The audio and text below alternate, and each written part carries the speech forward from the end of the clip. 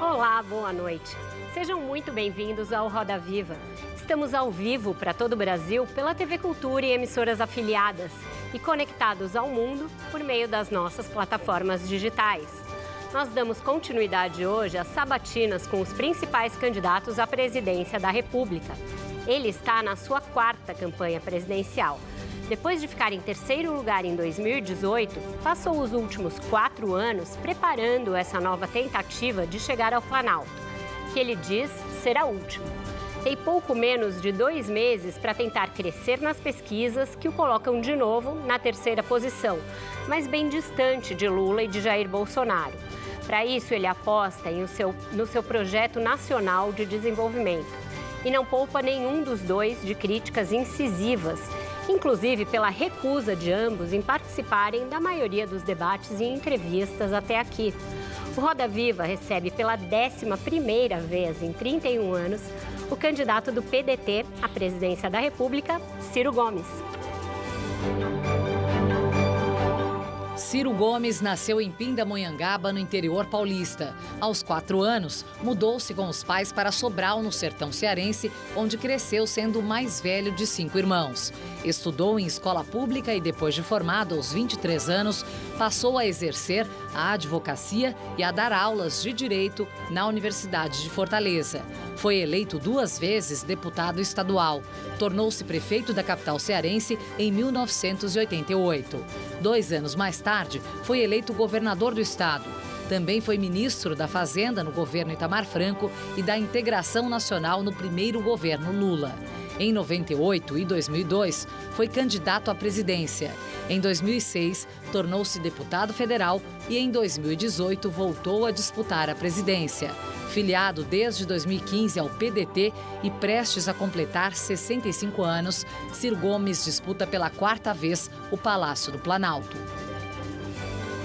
Para entrevistar o Ciro Gomes, nós convidamos André Guilherme Vieira, repórter de política do jornal Valor Econômico, Beatriz Bula, repórter do jornal O Estado de São Paulo, Flávio Costa, jornalista e escritor, Malu Gaspar, colunista do jornal O Globo, e Vinícius Torres Freire, colunista e editorialista da Folha de São Paulo.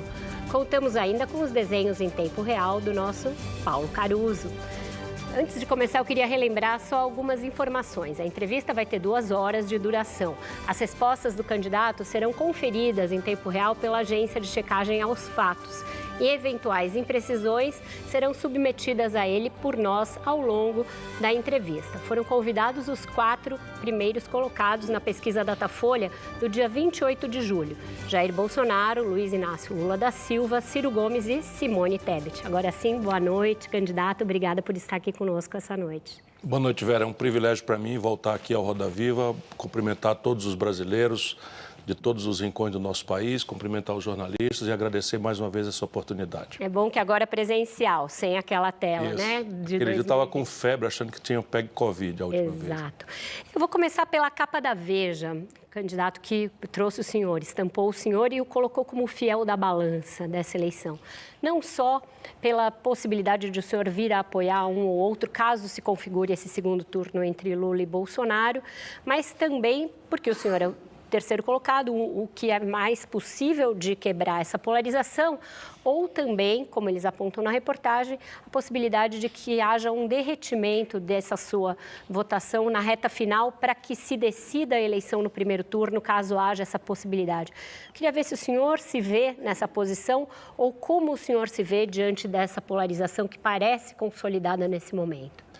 Eu acho que a percepção de polarização é muito forte, mas ela não é cristalizada como aparentemente dizem todos os editoriais, todos os analistas. E eu digo isso com muita serenidade e com muito profissionalismo.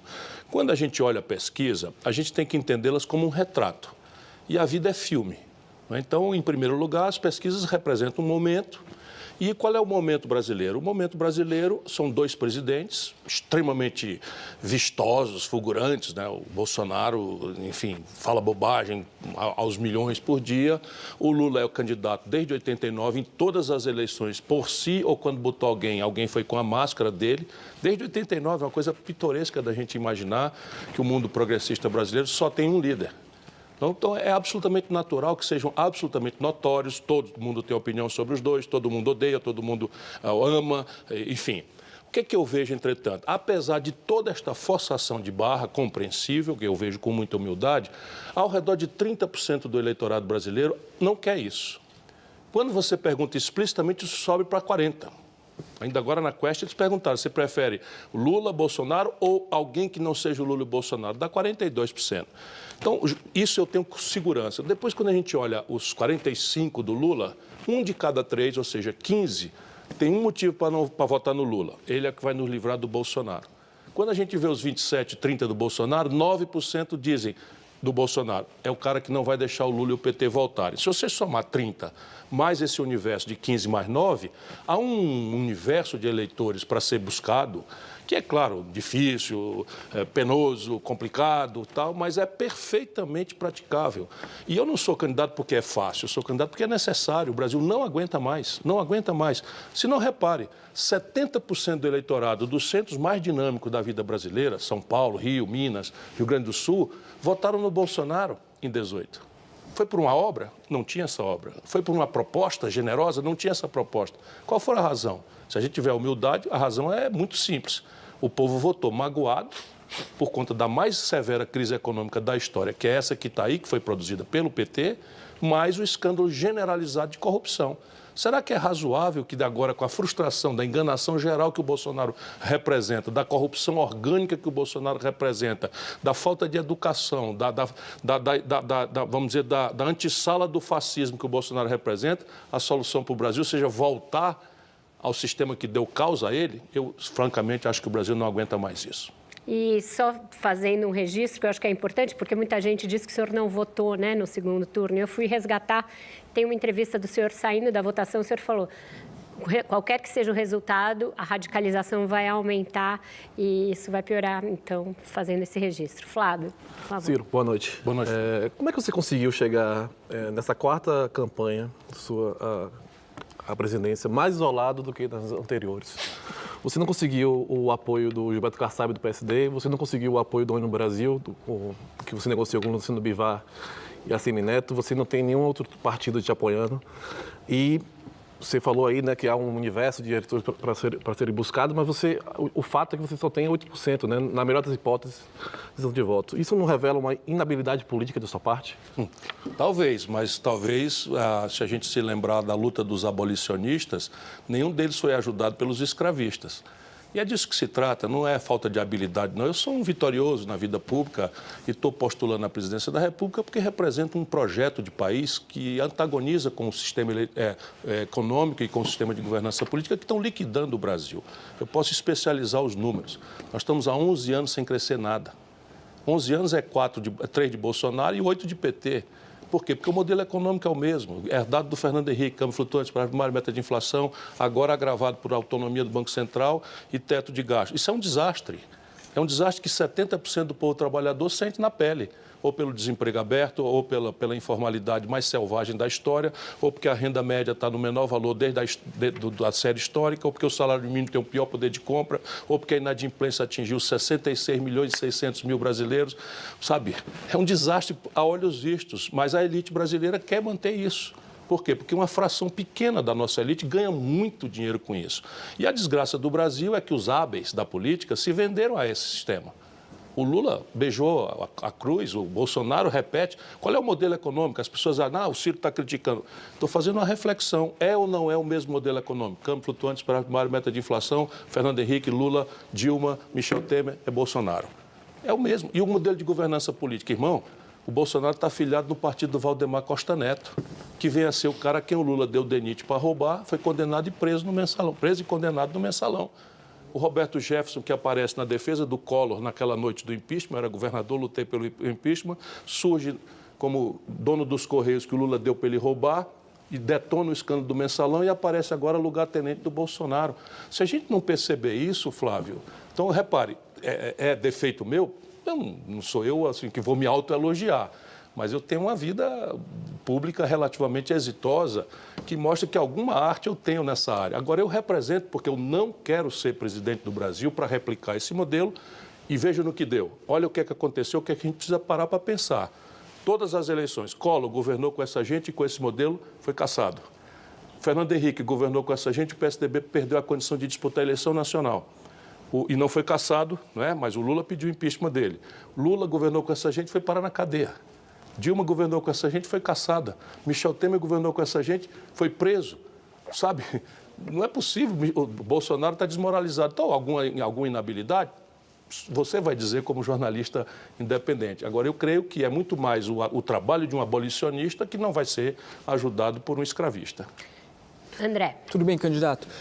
Pegando esse gancho que o senhor falou, o senhor não acha que, de repente, o eleitorado, de uma forma generalizada, se cansou da temática anticorrupção, que foi esgarçada com tantos anos de Lava Jato, e essas pesquisas que o senhor diz que não estão cristalizadas, mas que desde lá de trás até agora, 50 dias da eleição, mostram o cenário ali com o Lula com um percentual mais alto, o Bolsonaro em seguida, e o senhor lá na terceira posição com 6, 8, 10 que seja.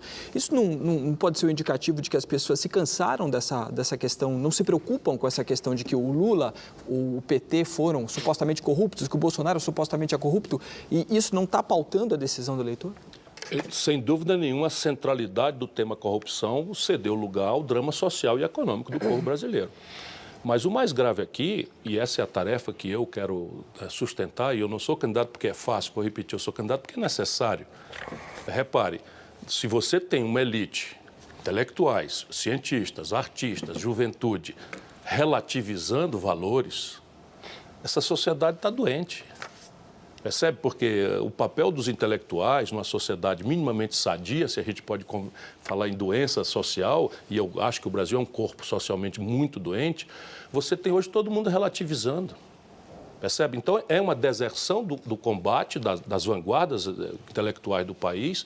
Por quê? Porque cá embaixo, o que está acontecendo na população brasileira? Está se relativizando de uma forma absolutamente chocante de que corrupção é uma inerência da política.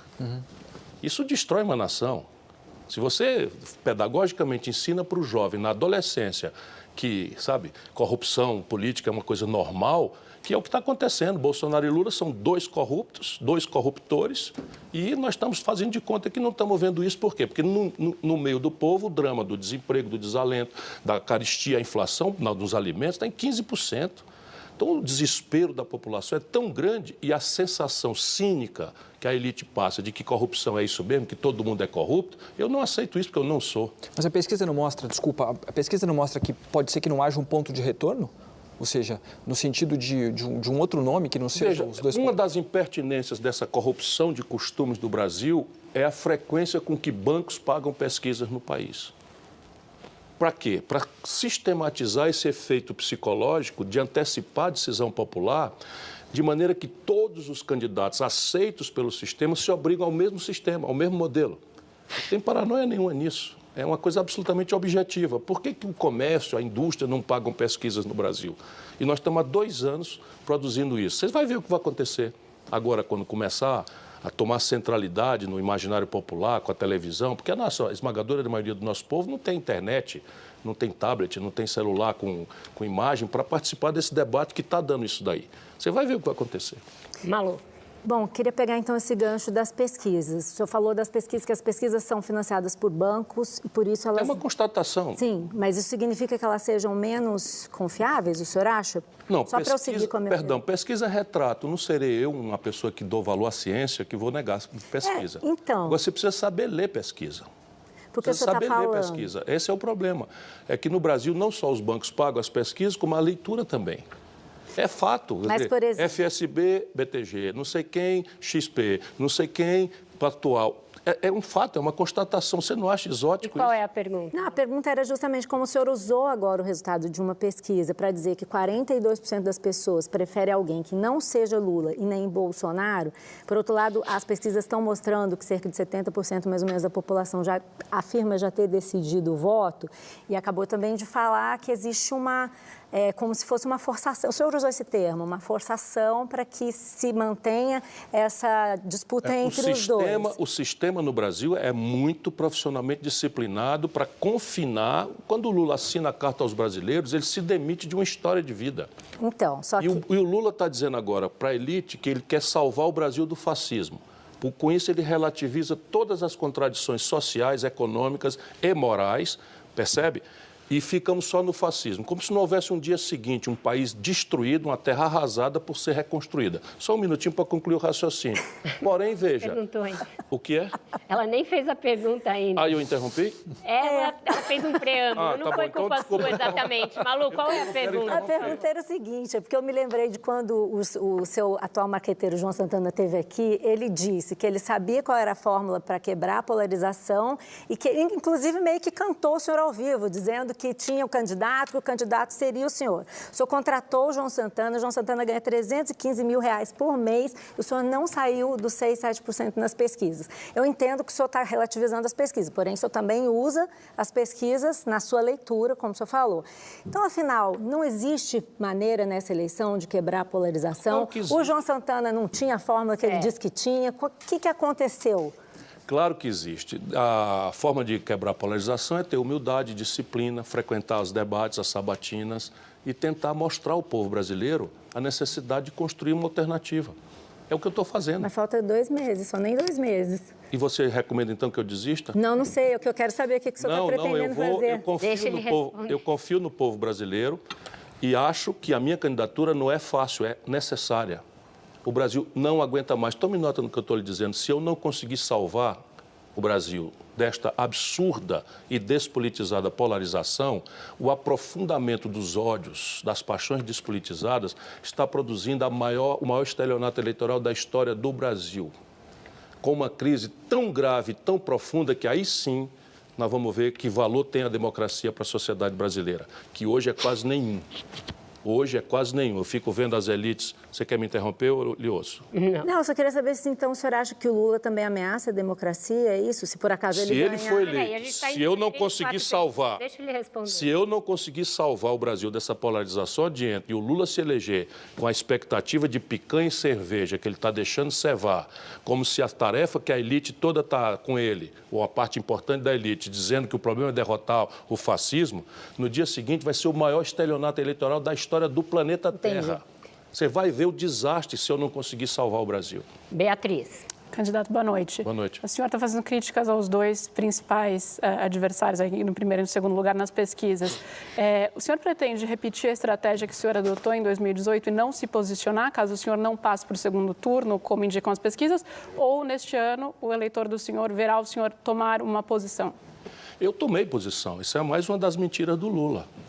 A Vera, na introdução aqui da nossa coisa, disse que recuperou as imagens, mas tão simples aí na internet, todo mundo pode ver. O senhor foi votar, mas o senhor viajou para Paris quando havia um lado que esperava o posicionamento do senhor. Eu declarei o meu voto no Haddad, participei de uma reunião da Executiva Nacional do partido e pesei, porque o partido queria declarar neutralidade, eu pesei em favor do Haddad.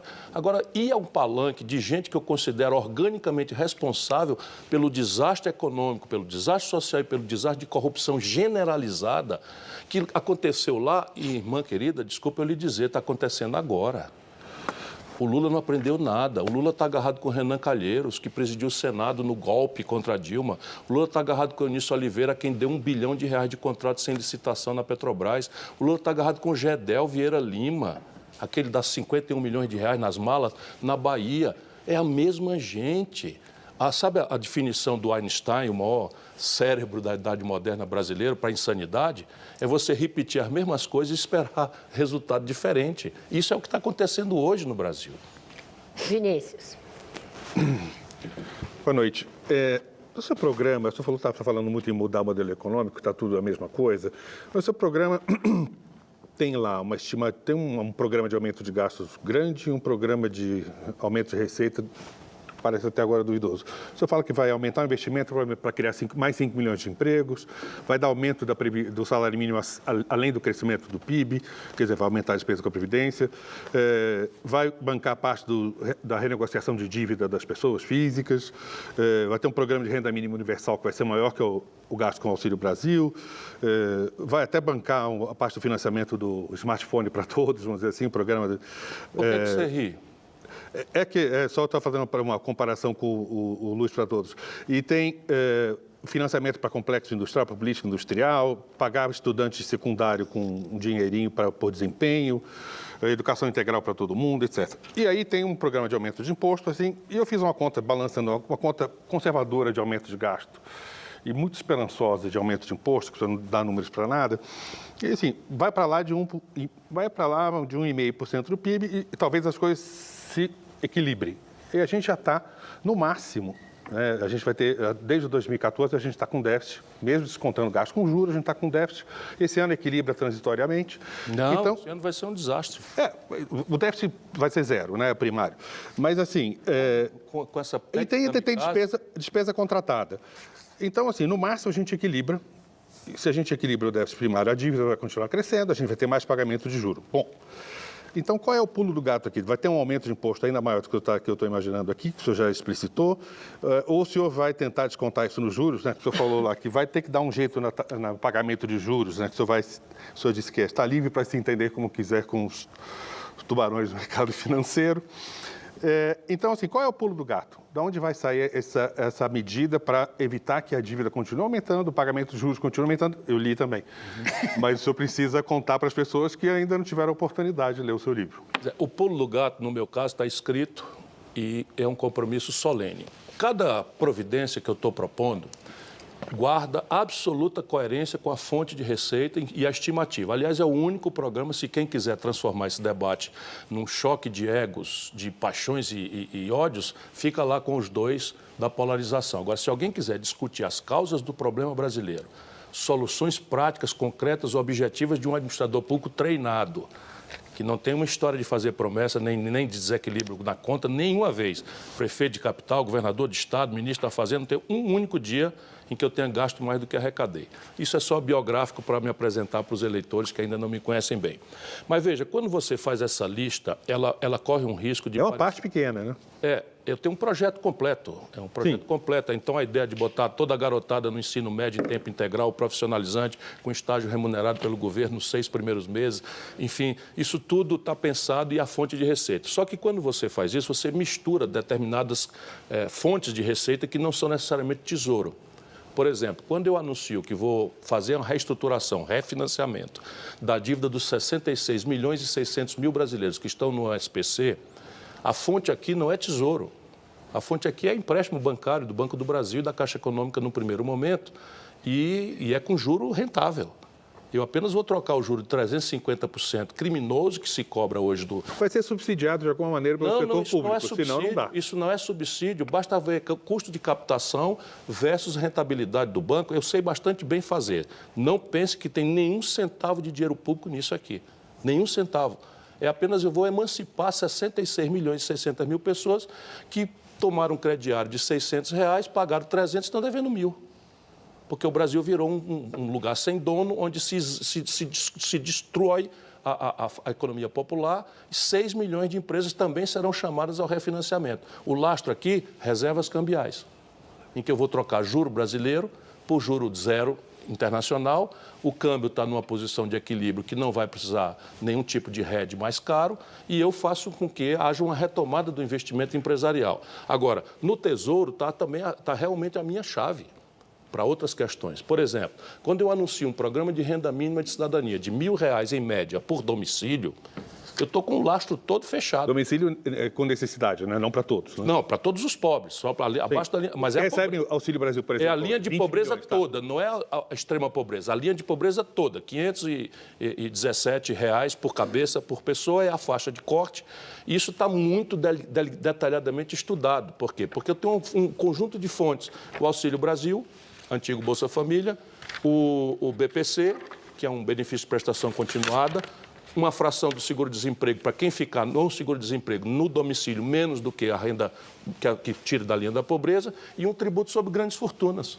De 0,5% a 1,5% sobre os patrimônios superiores a 20 milhões de reais, eu atinjo 60 mil contribuintes. Candidato. Ali é a selvageria. Não, espera um pouquinho, calma. Então, veja bem, isso aqui eu estou propondo. Eu estou propondo que nós façamos uma progressividade maior do imposto de renda. Eu estudei tudo isso. Eu fui ministro da Fazenda. Eu cobrei uma alíquota de 35% nos supersalários. Combater a pejotização, que é uma forma de evasão fiscal absolutamente criminosa no mundo inteiro e que no Brasil é legal. Você, um futebolista, ganha 1,5 milhão de reais, um artista ganha 1,5 milhão de reais, na pessoa jurídica paga 15%, a classe média trabalhadora paga 27,5%.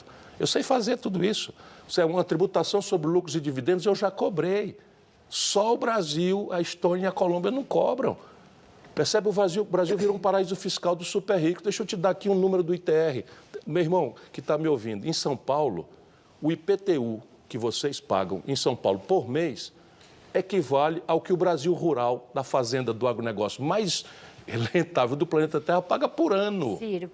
Percebe? O dinheiro eu sei onde está. Eu vou pedir uma pausa, então. Eu acho que tudo isso tem ainda que ser desdobrado, mas a gente precisa ir para o intervalo. A gente volta já já. Já estamos em terceiro lugar entre os assuntos mais comentados do Brasil no Twitter. Então, a conversa é boa, a gente já volta.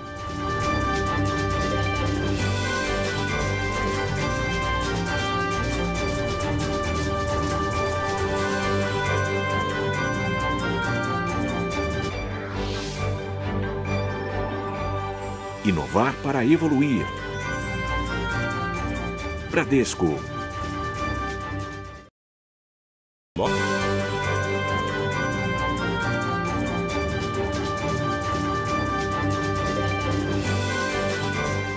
Estamos de volta com o Roda Viva, que hoje recebe o candidato do PDT à presidência, Ciro Gomes. Ciro, a agência Aos Fatos checou uma informação do primeiro bloco, que você disse que a maioria esmagadora da população não tem acesso à internet. E em comparação com os dados coletados aí em 2019, a conexão de internet nos domicílios aumentou em todos os estratos e notadamente na classe D e E, que é de 61%. Então, a maioria tem acesso, pode ser que não esteja se informando, mas o acesso... Não, desculpa, a minha informação é de que a maioria da população não tem tablet, nem smartphone, de maneira a conhecer imagens, etc, etc. Acesso à internet, todo mundo tem, porque todo mundo tem Zap. Mas eu estou falando, mantenho a informação de que a maioria esmagadora não tem tablet nem smartphone. Eu vou manter a discussão dentro do programa de combate à pobreza, porque você falou do seu programa que você vai criar de R$1.000. Isso me dá ocasião para corrigir, desculpa. Tá. Em vez de 517, a ponto de corte é R$417. Houve, nesse fim de semana, uma espécie de leilão entre Lula e Bolsonaro em torno do Auxílio Brasil. Os dois foram a lives e na do Lula ele disse que o Bolsonaro acabaria com o Auxílio Brasil, o Bolsonaro estava num podcast, disse que vai manter os R$600 para o ano que vem. Tem sido normal essa acusação de que quem vencer vai acabar com o programa social, então esse uso dos programas sociais como uma espécie de chantagem sobre o eleitor. Queria saber, em relação ao Auxílio Brasil, você vai substituí-lo por esse programa? É isso? Acabar o Auxílio Brasil e vem um novo programa? Eu vou acabar com esta molecagem política que eu conheço de verdade, de perto, de humilhar o nosso povo na véspera de cada eleição, ou ameaçando fazer ou fazendo o dobro, o que revela os limites de uma política social compensatória, que no caso brasileiro foi introduzida como se fosse de esquerda e todo mundo deveria saber que isso é uma política neoliberal. O que eu vou fazer? O programa de renda mínima Eduardo Suplicy que eu estou propondo é uma homenagem ao senador, deputado, vereador, enfim, que lutou a vida inteira por isso. Eu vou dar status constitucional e vou transformar isso numa das 3 pernas do novo modelo previdenciário que eu estou propondo. Então, ele vai entrar como um direito constitucional, portanto, livre agora de ser partido verde, partido azul, partido encarnado, se vai fazer, se não vai fazer, vai ser um direito previdenciário, vai ser parte do orçamento da Seguridade Social, numa das 3, volto a repetir, uma das 3 pernas do novo modelo de previdência que eu vou propor. Certo. E aí o Auxílio Brasil deixa de existir e entra a renda... Vai ser consolidado, todas as transferências de renda serão consolidadas nesse programa com status constitucional. Perfeito. Roda está aberta. Vinícius, quer perguntar alguma coisa? Vocês estavam... Continuando aquela história. Então, vamos falar de bilhões. O senhor falou que pelo menos vai ter um aumento de imposto aí. O senhor falou em 300, mas no total, no líquido, vai ser pelo menos 200 bilhões, 2% do PIB, por aí, né? E o senhor disse que vai tributar mais rico e vai acabar com algumas isenções fiscais, alguns descontos de impostos, que hoje somam 340 bilhões segundo a Receita, mas não é bem isso aí, na hora que você cobrar esse dinheiro não aparece, mas vamos supor que seja isso.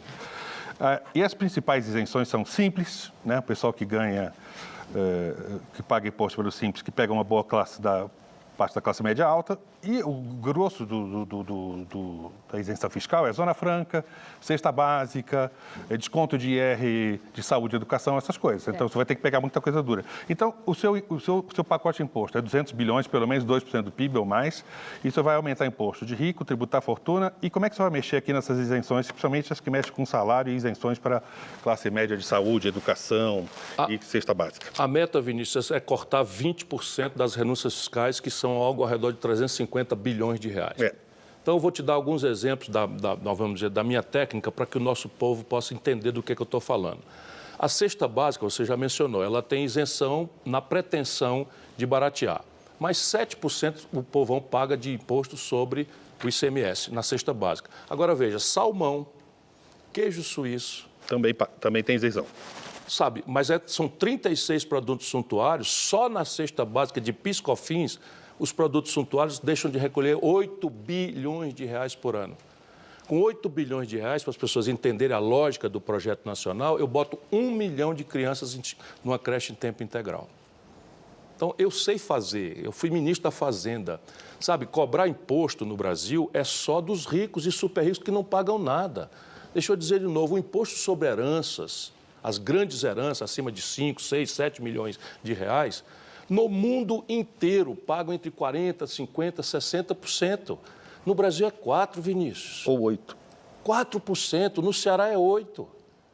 Porque o Senado impõe um teto de 8%. Então, o que eu quero fazer com o Brasil, só aquilo que as melhores práticas internacionais e a melhor literatura sobre o assunto faz. Agora, deixa eu dizer para a Malu, você tem ideia de quanto o governo brasileiro pagou desse mesmo cofre de juro para banco e para as 10 mil famílias abastadas do Brasil, de maio a maio? Não. 500 bilhões de reais. Sabe o que representa 500 bilhões de reais? Meio trilhão de reais? Quase o dobro do que o Brasil gasta com o SUS e com a educação, que é 300 bilhões de reais. E mais o Bolsa... A Beatriz já faz pedido depois... Beatriz? Aqui, atrás. Opa. E a Malu, a outra Beatriz. Bia e Malu. Bia, primeiro. O senhor está falando de mudanças tributárias, o senhor está falando de políticas sociais, programas sociais. Isso tudo exige e exigirá, no ano que vem, ainda mais na situação que estamos no país, negociação com o Congresso. O senhor, o Flávio já mencionou, está chegando essa campanha mais isolado do que nas anteriores. O senhor tem concorrentes, a Simone Tebet tem menos intenções de voto que o senhor, segundo as pesquisas, e conseguiu atrair 2 partidos além do dela própria.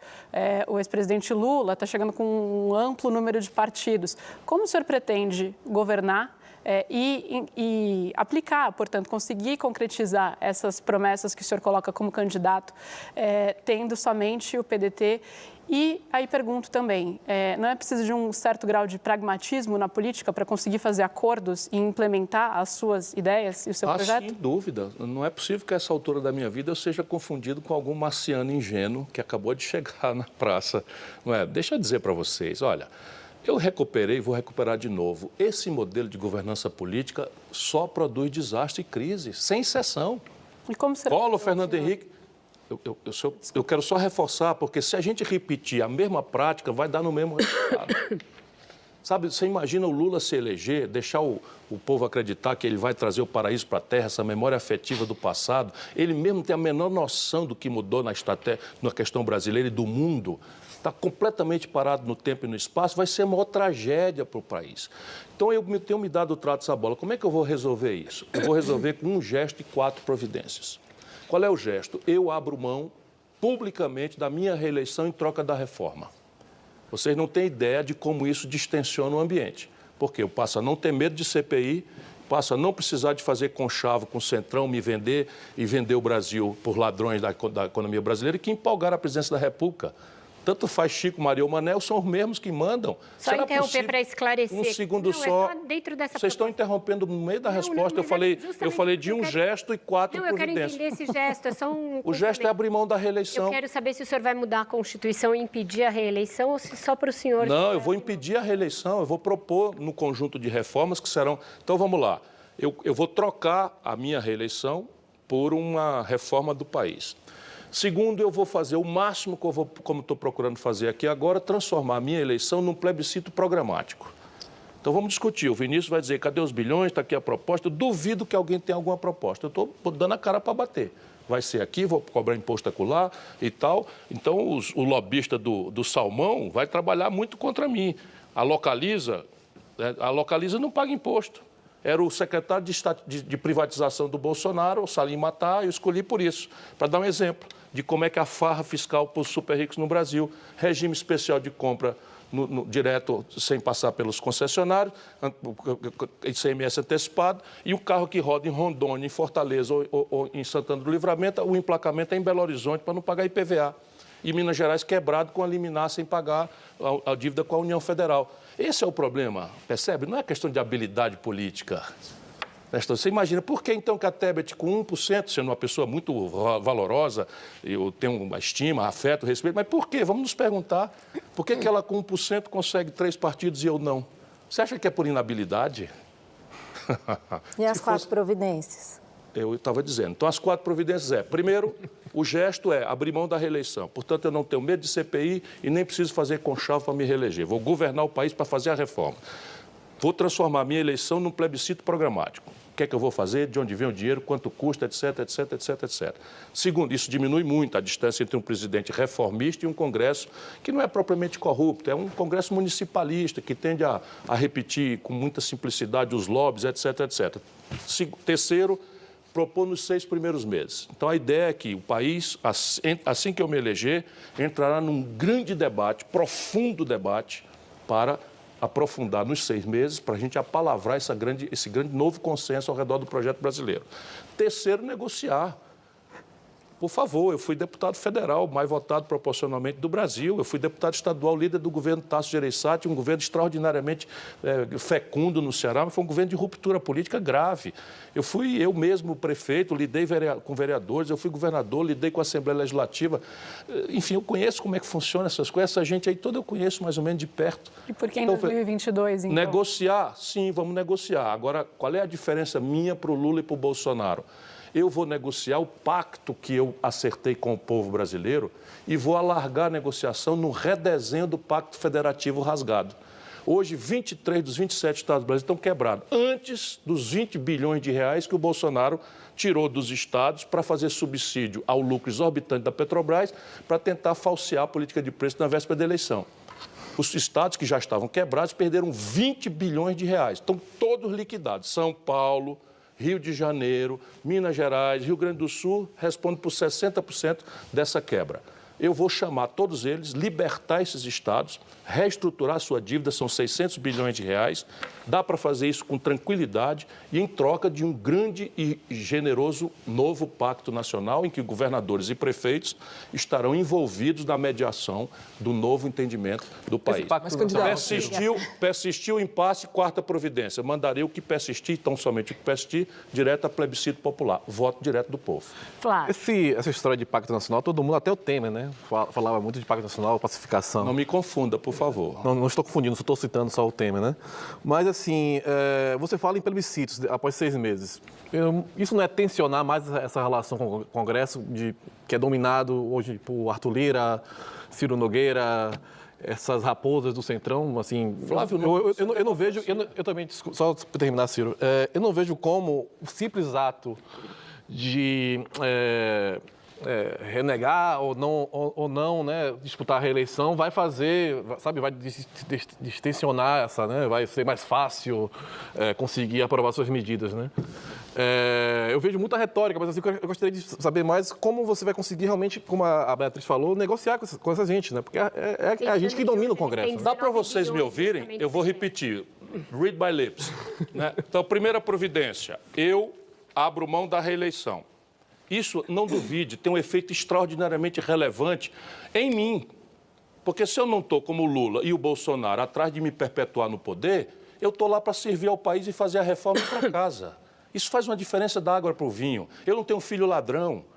Sabe, eu não tenho medo de CPI. Como no meu governo vai ter um padrão de enfrentamento da corrupção também institucionalizado, porque eu não acredito em salvador da pátria, e venho de uma experiência sem nenhum processo em 41 anos de vida pública, isso tem um efeito.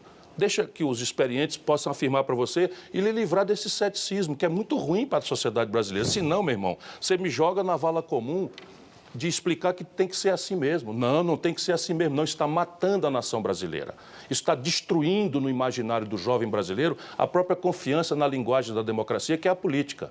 Eu não quero ser presidente para repetir essas práticas. Agora, deixa eu dizer, se eu transformo a minha eleição, repare bem, a premissa é que eu estou eleito. Se eu tiver eleito, é uma revolução que eu terei produzido na cabeça do brasileiro. Que, aliás, a nossa grande mídia, etc., fala contra o fascismo, mas o fascismo é uma luta que se combate na cabeça das pessoas. Só no Brasil a esquerda não vai ao debate, cancela os debates e quer vencer o fascismo.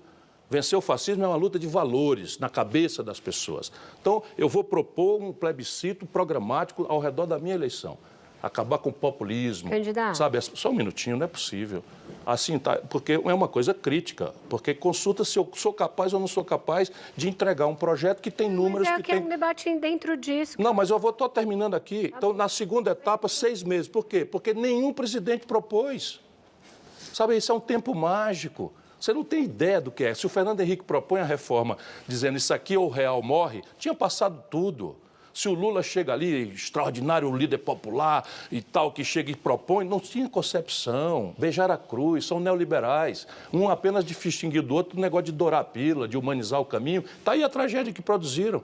Então é o seguinte, nos 6 primeiros meses é mágico, o presidente tende a passar o que quiser. Isso é da vida brasileira. O Itamar Franco passou o Plano Real, estava lá, ajudei a fazer por medida provisória.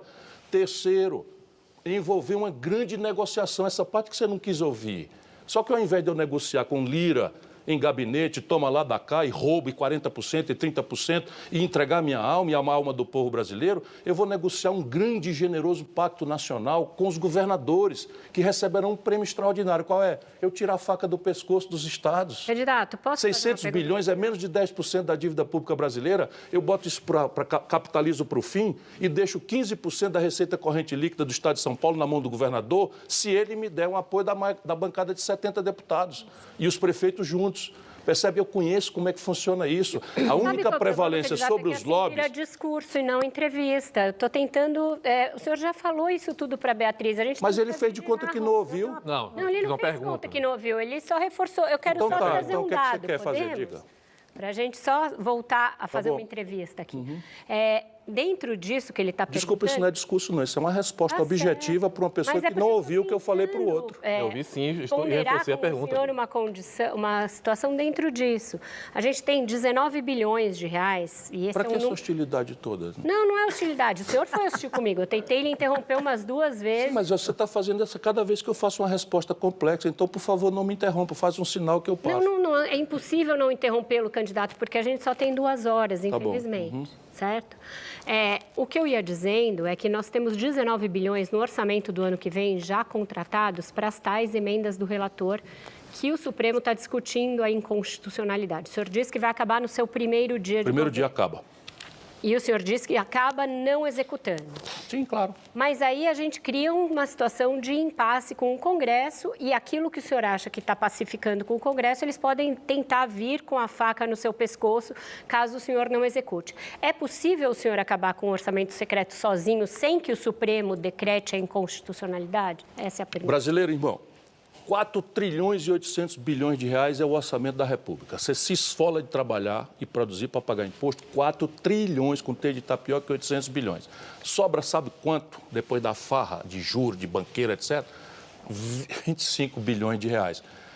O Bolsonaro entregou 19 bilhões de reais dos 25 que sobram para a turma roubar.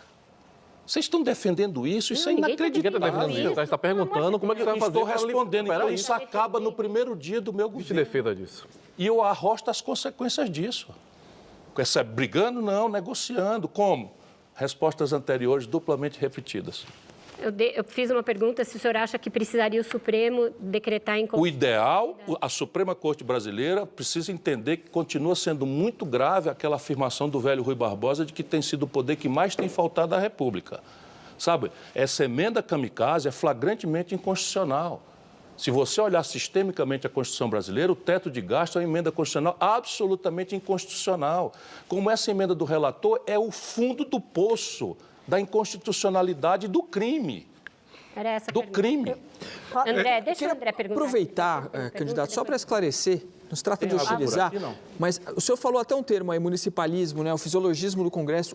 O Bolsonaro, ele levou isso para um outro nível, né? Ele colocou a coisa num nível em que realmente, como é que o próximo presidente, independentemente de quem for, vai conseguir não ser refém desse Congresso? Eu queria que o senhor respondesse objetivamente o seguinte, explicando como, porque o que a gente já sabe. Como? É uma coisa relativamente simples. Você é o seguinte, negociar com o deputado, dar participação a partidos políticos na governança do país, prestigiar deputado, liberar sem qualquer tipo de condicionamento ou discriminação emendas individuais e emendas de bancada. São as melhores práticas internacionais. Mas por que eles vão mudar isso? Se isso está ótimo para eles, ainda mais com o financiamento eu estou público. falando do que é que vai ser mantido, normal, é isso que se faz. O resto é proibido, não pode roubar. Não pode roubar, isso já estava proibido antes.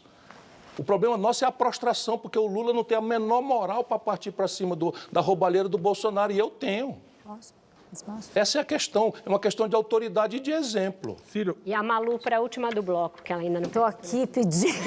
Pedindo a bola. Verdade, Estou aqui tô pedindo Tem a água? bola. Tem água, uma aguazinha? Tem, posso te dar no intervalo? Então, já que estamos falando em bilhões, o senhor tem falado que vai fechar o capital da Petrobras, né? Não, que isso? Sim, que o senhor ia Fechar o capital? restatizar a Petrobras para recomprar as ações da Petrobras. Eu disse isso nesse ano, na crise dos combustíveis, que seria fácil a solução, porque o senhor iria comprar as ações que estavam na mão do mercado. Isso é fechar o capital, ficar na mão do governo. Sim. Desculpa, eu nunca disse isso. Qual é Como a assim? proposta, então? Eu disse que ia comprar até 60%. Sim. Ela tem 50,1%, 50,x, eu preciso comprar 9,x para fazer 60% do capital. Só isso, eu não vou fechar o capital da Petrobras. Por favor, eu nunca disse isso. Então, quanto que o senhor vai gastar comprando esse capital da Petrobras? Depende do valor das ações. ações. Hoje a Petrobras vale 435 bi Pronto, de calcule reais. 10% dá 40 bilhões de reais. Tá, 40 bilhões de reais. Aí o senhor vai gastar tudo isso Não vou gastar, eu vou sacar das reservas cambiais. Eu vou trocar um ativo que está aplicado a zero por um ativo real que se remunera com dividendos. E isso não está no seu programa. Está no meu mantido? programa? Não, não está. Aqui não está. Desculpa, está no meu programa. Não está. Está Foi nas distribuído para a bilhões gente, de não está. Não, o No que a que foi gente distribuído, recebeu não do tá. TSE não está. Não, sim, mas no TSE é um resumo, que eles só aceitaram 3 bits. uma pergunta. 3 Tá, megabytes, então é o hein? seguinte, são 43 bilhões, o senhor vai comprar 10% das ações da 9,6, Petrobras para fechar o capital. Não vou fechar o capital, querida. Desculpa, deixa eu explicar. A Sociedade de Economia Mista permanecerá aberta, a sociedade com acionistas hoje o privados. governo tem Eu apenas 37%. quero me assenhorear de 60% para quê? Para transformá-la numa grande e poderosa empresa global de energia limpa. Mas se o governo tem 37% das ações, então para chegar em 60% o senhor precisa comprar mais do que... Não, é das votantes. Desculpa, o governo tem 50, fração das ações preferenciais com direito a voto. Ok. Eu só então quero nós comprar 9,x para tomar o controle do Conselho de Administração. Ok. Situação das ações com direito a voto. Então o senhor vai gastar 43 bi. Não vou gastar, eu vou trocar um ativo financeiro por um ativo real. Pego uma fração da reserva e aplico em ações da Petrobras. Vamos lá, Vinícius. Ok, entendi. Para fechar o bloco, pergunta mas é papum. papum mesmo. Em vez de falar de bilhões, se a gente está falando de Constituição, como é que você vai fazer para os militares voltarem para os quartéis e pararem de dar palpite? Olha, o nome disso é hierarquia e disciplina. E eu assumirei o comando em chefe das Forças Armadas e começo com algumas questões normativas e outras de maior profundidade. Normativa: militar da ativa não participará mais de cargo comissionado político. Todos estarão proibidos disso, porque haverá uma norma também nos primeiros dias do meu governo. Na sequência, eu vou fazer um esforço imenso, eu tenho aqui uma das pessoas que mais entende disso, o Aldo Rebelo, de restaurar a condição de qualificação e de promoção, os critérios de promoção. Quando eu vejo um general como Pazuello, sabe, chegar ao generalato, alguma coisa profundamente está errada e quem promoveu foi o PT. Certo, com isso, então, a gente fecha o nosso segundo bloco. Vai todo mundo tomar uma água, você também. E a gente volta já já com mais Ciro Gomes.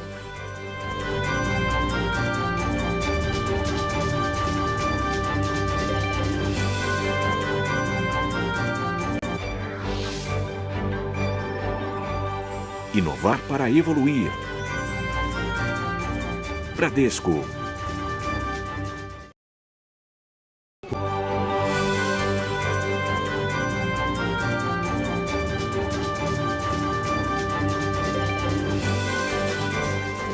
Estamos de volta com o Roda Viva, com o candidato do PDT à presidência, Ciro Gomes. Ciro, eu queria que o senhor explicasse para o nosso telespectador o que o senhor pretende pôr no lugar da autonomia do Banco Central, da qual o senhor é um crítico contumaz. Eu primeiro preciso mandar um abraço para a dona Roberta, dizer que essa discussão aqui é só os assuntos do Brasil. Eu tenho muito afeto e respeito por todos eles. Então é só porque eu sou meio veemente na defesa das coisas do Brasil. É a minha irmã que mandou mensagem que ele estava brigando muito comigo. Obrigada. Mas não estou brigando, não. Enfim, deixa eu te falar. Eu vou substituir a autonomia que o Centrão com o Lira fizeram em plena pandemia, numa votação virtual. De novo, o Supremo Tribunal Federal, pelo amor de Deus, votar a autonomia do Banco Central, ou seja, tirar a autoridade gestora da dívida pública, portanto, de toda a questão fiscal brasileira, da ingerência da Presidência da República, no meio de uma pandemia, na votação virtual, é uma dessas aberrações que acontecem no Brasil que a gente não pode ficar calado. Agora, qual é a proposta que eu tenho? É dar ao Banco Central brasileiro um mandato em que ele tem autonomia para obedecer e executar um mandato. E esse mandato é duplo, como os bancos centrais mais civilizados do mundo inteiro. Qual é o mandato duplo? Perseguir a menor inflação a pleno emprego. Porque senão nós vamos ter essa aberração. A inflação americana é a maior dos últimos 40 anos, 8%, a taxa de juros é 2%. A inflação europeia é a maior dos últimos 20 anos, a inflação 8%, o juro é 3%. No Brasil, nós estamos com uma taxa de juros de 13,25%. O Bolsonaro está quase quebrando o recorde do PT, que colocou em 14,25%. Isso está destruindo a economia do Brasil e está levando a nação brasileira à iliquidez. A dívida pública brasileira só não galopou para perto de 100% já pelas pedaladas fiscais escandalosas que o Guedes está fazendo ante o silêncio. Sabe como ele é da turma? O silêncio impera. Mas o Guedes pegou quase 500 bilhões de reais de remuneração das reservas cambiais, que é uma conta que você nunca sacou para o Tesouro, e meteu na dívida. Nós fizemos um projeto, o deputado Mauro Benevides Filho está aqui, para dar 170 bilhões de reais de fundos setoriais de natureza legal e não constitucional para lastrear o socorro emergencial. O Guedes meteu no saco sem fundo da dívida. Esse país está sendo assaltado, é isso que eu quero acabar. Está aberta a roda, vamos lá. Ciro, queria que você esclarecesse uma fala sua na última entrevista que você deu para o Valor Econômico. Você se classificou como, se referiu a si mesmo como abolicionista em terras escravistas, né?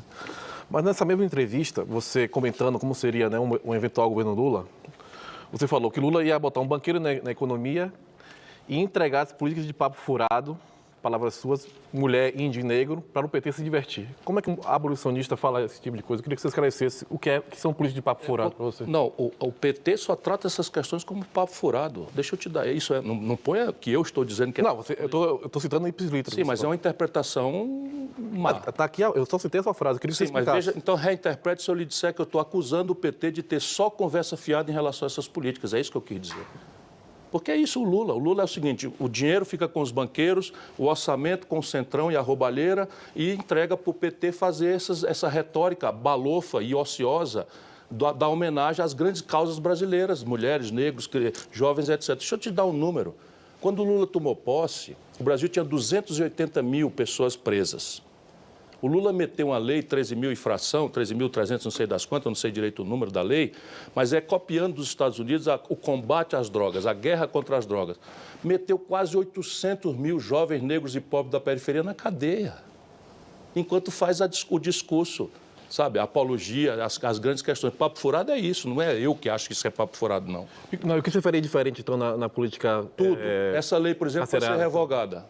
Essa lei vai ser revogada. O avião do tráfico, por exemplo, ele vai ter pena, se a gente não descriminalizar, vai ter pena diferente da de cadeia, se não tiver cometido violência. Isso é uma coisa simples, o mundo inteiro aprendeu a fazer. O mundo inteiro sabe qual é a lógica. Hoje é o seguinte, a polícia, para fazer de conta que está enfrentando, vai lá e prende o garoto, que não estava cometendo violência nenhuma, mete num presídio, condenado, naquela noite ele passa a ser um perigoso elemento das facções criminosas que estão mandando e desmandando na periferia do Brasil. Sabe quantos homens tem a Polícia Federal Brasileira e mulheres, né? O efetivo, policial, não é burocrata? Tem 11.600 pessoas. A descriminalização está no seu horizonte? Não, das drogas? a descriminalização não, o tipo de pena. Sim. Está aberta a roda, Vinícius. Eu queria voltar na história do Banco Central. É que o senhor disse, no final das contas, parece que o seu programa tem uma espécie de equilíbrio de gasto corrente, né, fora juros, e despesa, e a gente não vai ter superávit, quer dizer, não vai ter arrecadação maior que a despesa fora juros. E com isso a dívida continua crescendo. Aí o senhor disse que o teto de gastos do seu programa que é uma das maiores aberrações econômicas, né? Então a impressão que dá é que a despesa vai aumentar, não vai ter teto, ou vai ter alguma limitação que eu não sei qual é do crescimento da dívida, e que ao mesmo tempo o senhor vai dar um jeito de segurar juros. O senhor disse que vai ter um mandato, o BC vai ter um mandato, você pode já dar o mandato hoje em dia. É só chegar lá e mudar no comitê, no Conselho Monetário Nacional e dizer qual é o que o Banco Central pode fazer, mesmo sendo autônomo. Agora, concretamente, eu não estou entendendo, o senhor não vai ter teto, vai ter um equilíbrio primário, vai ter ainda déficit por causa do gasto com juros. Então, como é que vai ser essa contenção ao mesmo tempo? Do aumento da dívida e o senhor vai ter um controle maior sobre política monetária. Como é que vai ser isso? Vai manter inflação baixa, juro baixo e vai gastar mais? Você tem duas fórmulas de calcular o que é que eu pretendo fazer. O que eu já fiz ou o que eu proponho explícita e claramente. Então, o que eu já fiz? Eu fui ministro da Fazenda. Sim. Sob meu comando esteve o Banco Central brasileiro. Qual foi a heresia que eu cometi? Nenhuma. Sabe qual foi o superávit primário que eu produzi na boca do caixa? 5,2% do PIB. Eu fui governador de um estado. Sabe, então você vai fazer um superávit primário grande agora também? Mas é evidente, menos para ganhar confiança do mercado e mais para não precisar do mercado. Então agora deixa eu lhe explicar o que é que eu estou pretendendo fazer com clareza. Primeiro, a proporção dívida-PIB é uma fração, cujo numerador é dívida e o denominador é PIB. Se PIB tende a zero ou negativo, dívida tende a infinito. Isso é matemática básica para quem está com insônia. E esse é o problema. Faz 11 anos que o Brasil não cresce. Aqui a minha obsessão é voltar o país a crescer. Quando o país voltar a crescer, toda esta equação que lhe parece incongruente se resolve. Agora, como é que o país cresce? O país cresce se eu restaurar o consumo das famílias, que está colapsado porque a renda está na menor série histórica, o desemprego aberto, desde do PT, saiu de 4,5 para 12, agora está em 10, 9,5, e nunca mais desceu daí, e o crédito. Se o emprego e renda vem depois, o crédito é onde eu vou fazer uma política pública. A coerência do modelo é isso, é um projeto que está pensado, está escrito, tem experiências internacionais, a boa literatura. Eu só quero a oportunidade de mostrar isso para a população brasileira. Vou fazer o mesmo com as empresas. 6 milhões de empresas brasileiras estão inadimplentes. Quer dizer, de agora tem um surto de calote na empresa brasileira? Não, é o juro absolutamente criminoso. Há 26 anos o juro brasileiro é consistentemente mais alto do que a rentabilidade média dos negócios. Isso é crime, isso é corrupção institucionalizada, não há nenhuma explicação técnica que justifique isso. Eu estou lhe dizendo com a experiência de quem vivenciou. Terceiro movimento é o movimento de retomada do investimento público. Em tempos de depressão econômica, que é do que se trata, o Lord Keynes ensinava, mas agora o Green New Deal do Biden, o que a Alemanha está fazendo, o que a China fez a vida inteira, o que a Coreia fez, é um esforço de infraestrutura, de tecnologia, de ganho de produtividade para a economia respirar novamente. E quarto, um processo de reindustrialização forçada por alguns caminhos que são óbvios. Por exemplo, o meu livro previa o complexo industrial da saúde. Veio a pandemia, nós vimos doidamente o que é que eu estava querendo falar. O Brasil importando máscara, irmão. Importando, sabe, coisas rudimentares, princípio ativo de vacina. O Brasil importa 80% do fertilizante da agricultura mais competitiva do mundo, da Rússia. Subiu 200%, está aí o povo pagando tomate lá em cima o preço. Por quê? Porque a Rússia tem uma confusão com a Ucrânia e o Brasil importa daqui dentro tudo para produzir. O complexo da defesa, eu subi as paredes quando eu vi a Embraer ser alienada para ser fechada pela Boeing. Por quê? Porque nós temos uma estrutura militar ali de defesa com o Gripen, com o KC-390, que é uma coisa espetaculosa em matéria de emprego, de difusão tecnológica, de efeito civil. E, por fim, o petróleo, gás e bioenergia. Qual é o sentido de um país como o Brasil comprar em dólar, diesel, querosene de aviação, quando a gente sabe fazer aqui dentro? Beatriz. Candidato, eu tenho duas. Uma é muito rápida e engatando na pergunta do Flávio. O senhor vai se comprometer em algum tipo de número de mulheres ou negros e diversidade no seu ministério, no seu governo, se o senhor for eleito? O senhor tem isso previsto no seu plano de governo? Tem. Agora eu tenho mais a minha biografia. Eu fui prefeito da 5ª maior cidade brasileira, mais da metade do orçamento foi dirigido por mulheres. Fui governador do 8º estado brasileiro, mais da metade do orçamento foi dirigido por mulheres. A minha vice está comigo aqui, professora, advogada, administradora, petroleira, Ana Paula Matos, que é a vice-prefeita de Salvador, que já é um sinal bastante claro de que eu pretendo empoderar o máximo que eu puder as mulheres. E uma outra pergunta, mas de certa forma relacionada também. Mais de 1 milhão de pessoas assinaram uma carta em defesa da democracia e do processo eleitoral, incluindo o senhor. O senhor vê a democracia brasileira em risco hoje em dia sob o governo Jair Bolsonaro? Eu vejo, mas é muito menos pelo Bolsonaro, que tem um delírio golpista na cabeça dele, a gente tem que vigiar. Mas mais é pelo fracasso da democracia para a vida do povo.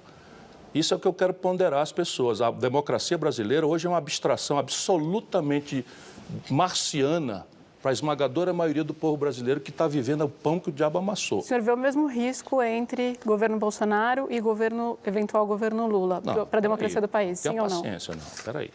O Lula é um corrupto, é um demagogo, é um populista, mas é do campo da democracia.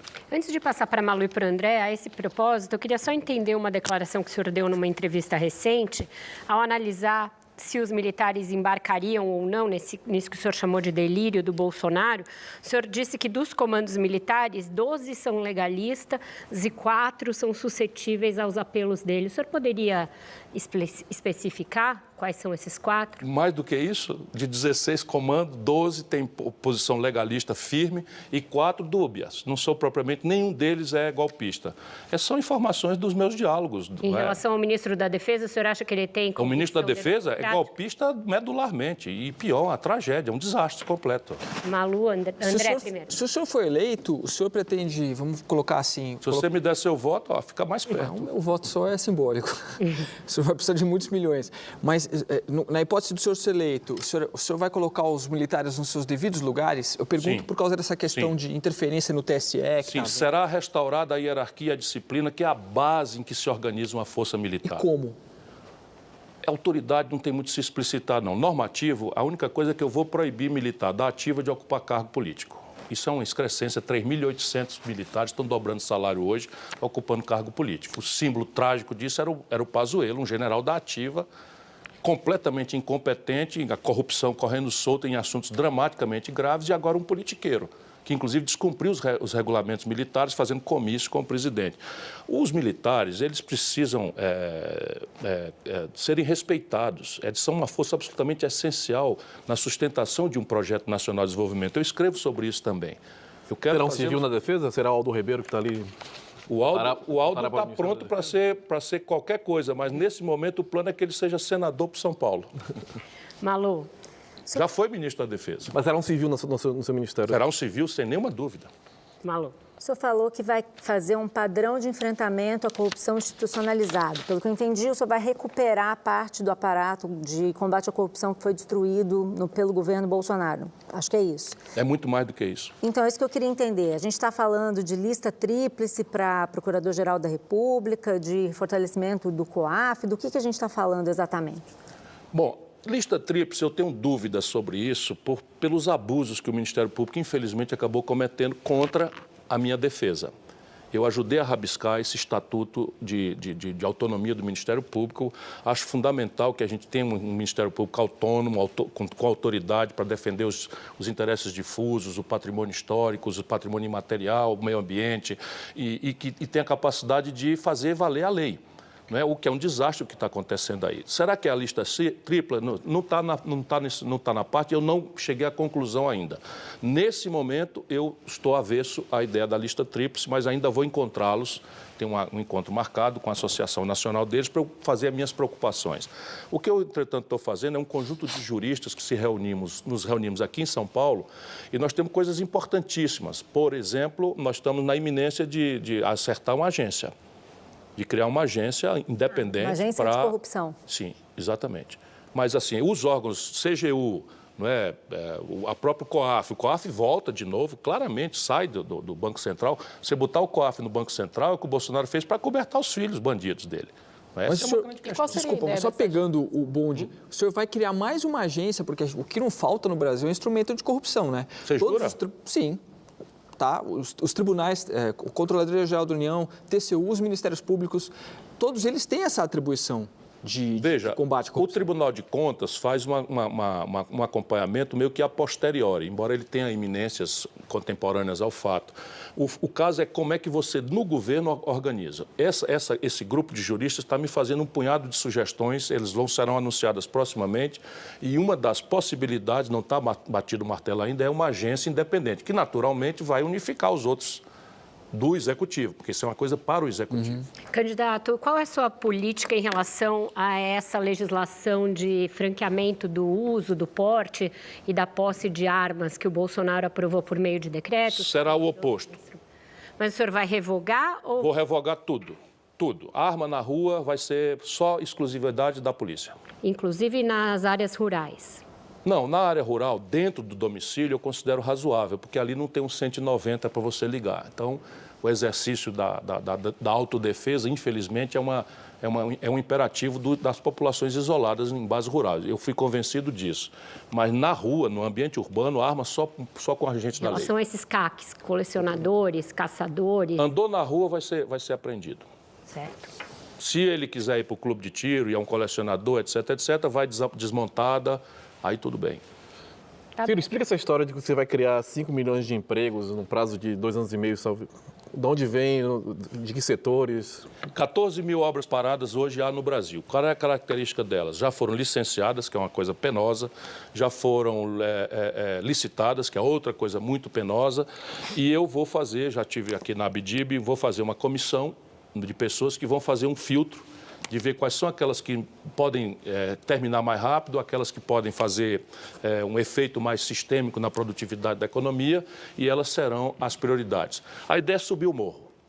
Título da terra, título da casa, título do terreno, urbanização de favela, drenagem, macrodrenagem, pavimentação, saneamento básico, água encanada e grandes elementos de infraestrutura, Transnordestina, FIOL, etc., que são obras que já estão no elenco das prioridades que nós vamos fazer. Ciro Gomes. Me pergunte de onde vem o dinheiro, que eu também respondo. Vamos falar um pouco mais de imposto. A carga tributária federal, não que eu acho o nível necessariamente um grande problema em si, mas ela está no nível mais alto desde 95. Você está dizendo que vai botar pelo menos 2% do PIB a mais, isso aí. Não, você não descontou que eu vou abater dos impostos. Então, já descontei, era 3. Descontei e foi para 2. Então, faz um desconto grande aí de uns 90, 100 bilhões. Então, a carga tributária vai aumentar. Isso vai ter que cobrar imposto. E algumas coisas só vai voltar a cobrar imposto. Então, além da tributação de rico, simples nacional, que vai pegar a classe média alta, altíssima e rica, eu só quero tirar algumas isenções. Zona Franca de Manaus vai ficar como está? Vai ficar e vai ser prestigiada. Então, você vai continuar a isenção, que é uma das maiores, né? Mas repare, por favor, não passe tão aligerado. O polo industrial de Manaus produz 8% da produção industrial brasileira. Ali é um elemento de integração nacional. Ali não é sede de nenhum dos insumos. E ali não é sede do mercado doméstico. O mercado interno também. Então, é um passeio dos insumos e um passeio da mercadoria. Se não houver uma indenização desse passeio, nós vamos destruir 8% da produção industrial brasileira no meio daquela delicadíssima ambiência econômica que é a Amazônia.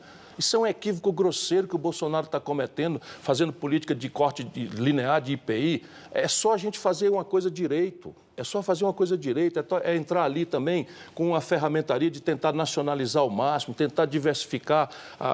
Nós temos a Carol Braz, que é a nossa candidata a governadora, nós estamos estudando juntos, diversificar, sabe, tirar a coisa só de ser uma maquiladora, tudo vem do estrangeiro, para você produzir com conteúdo nacional, incentivado, e diversificar para o interior. Para que ela se justifique como elemento de integração nacional. Simples, o pessoal vai pagar imposto Simples, de renda... continua normal.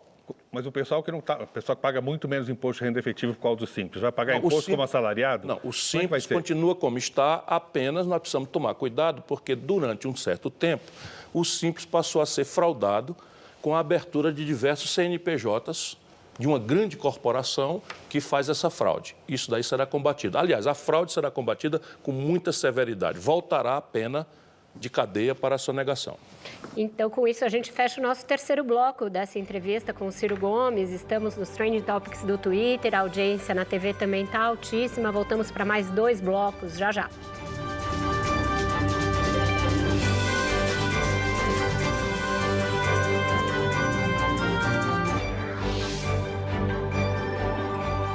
Inovar para evoluir. Bradesco.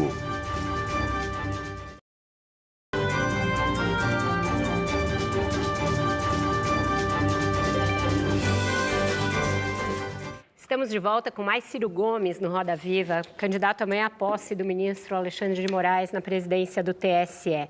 E deverá ser tipo um último capítulo de novela. Vão estar lá todos os candidatos, vários ex-presidentes, pessoas que se odeiam, um ministro da Defesa, a quem o senhor dedicou algumas palavras de amor agora há pouco. Qual é o símbolo, primeiro, dessa solenidade? O que a presença do Bolsonaro lá indica? E como o senhor vê uma narrativa que ganhou corpo aí nas últimas semanas e da qual eu já digo que eu duvido, de possibilidade de acordo em que o Alexandre de Moraes acatasse uma parte das sugestões das Forças Armadas que já se mostraram inexequíveis tecnicamente? Bom, eu também vou, porque considero que é um elemento simbólico da convivência civilizada. É lamentável que na segunda década do século XXI a gente precise fazer um gesto dessa natureza, assinar manifestos pela democracia, quando a agenda do povo é tão gravemente trágica como está sendo, e essa é a minha preocupação: desemprego, sabe, inadimplência, humilhação do SPC, e violência e doença, etc. Enfim, mas nós estamos aí obrigados a esses rituais. Acho que o Bolsonaro está infletindo um pouco. O delírio dele é o seguinte: está marcado para o dia 7 de setembro. 10, 15 dias, 20, 30 dias atrás, 20 dias atrás, estava um tal de já ganhou do Lula, e ele então recrudesce, né, a negação do sistema, a negação das urnas e não sei o que e tal. De repente começaram aí a falar como se as pesquisas já tivessem tudo cristalizado, mudou tudo. Nos últimos 10 dias já começou outra conversa diferente, é que agora não mais, que o Bolsonaro está crescendo e tal, aí ele diminui um pouco. Como isso está acontecendo agora, se não publicar outra pesquisa, ele vai, não é? Agora, o gesto de cordialidade do Bolsonaro é pura falsidade, pura falsidade. Agora, vale a pena a gente ver lá. Agora, uma coisa que eu considero grave é o Tribunal Superior Eleitoral ou os tribunais eleitorais ficarem dando trela para militar, enquanto militar, nestes assuntos civis. E eu quero dizer isso com todos os S's e R's. Acho um erro grave. O que é que o Ministério da Defesa tem a ver com urna? Nada. Você vai pastar, seu general, vai pastar, porque aqui quem manda é a lei, a Constituição. Mas no país todo mundo tem medo dos militares, né? Menos eu. A gente não resolve essa... Menos eu. Malu. Bom, tem 2 episódios das suas... Agora, o cretino é o PT passar 14 anos e não alterar nada os critérios, nem de promoção e nem de formação, para a gente ficar nesse tipo de coisa aí.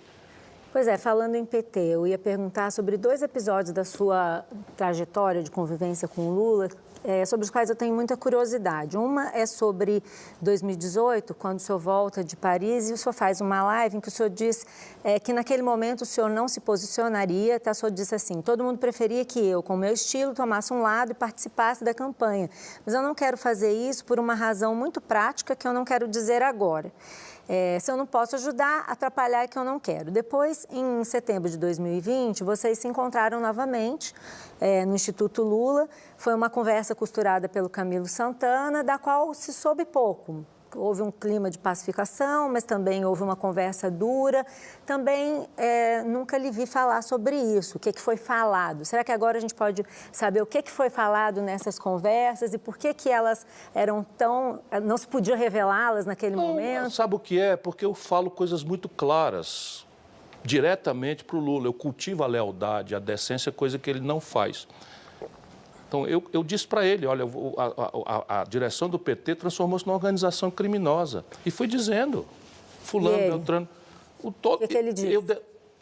Você sabe, não é bem assim, eu não sabia e tal. Sabia, eu lhe disse.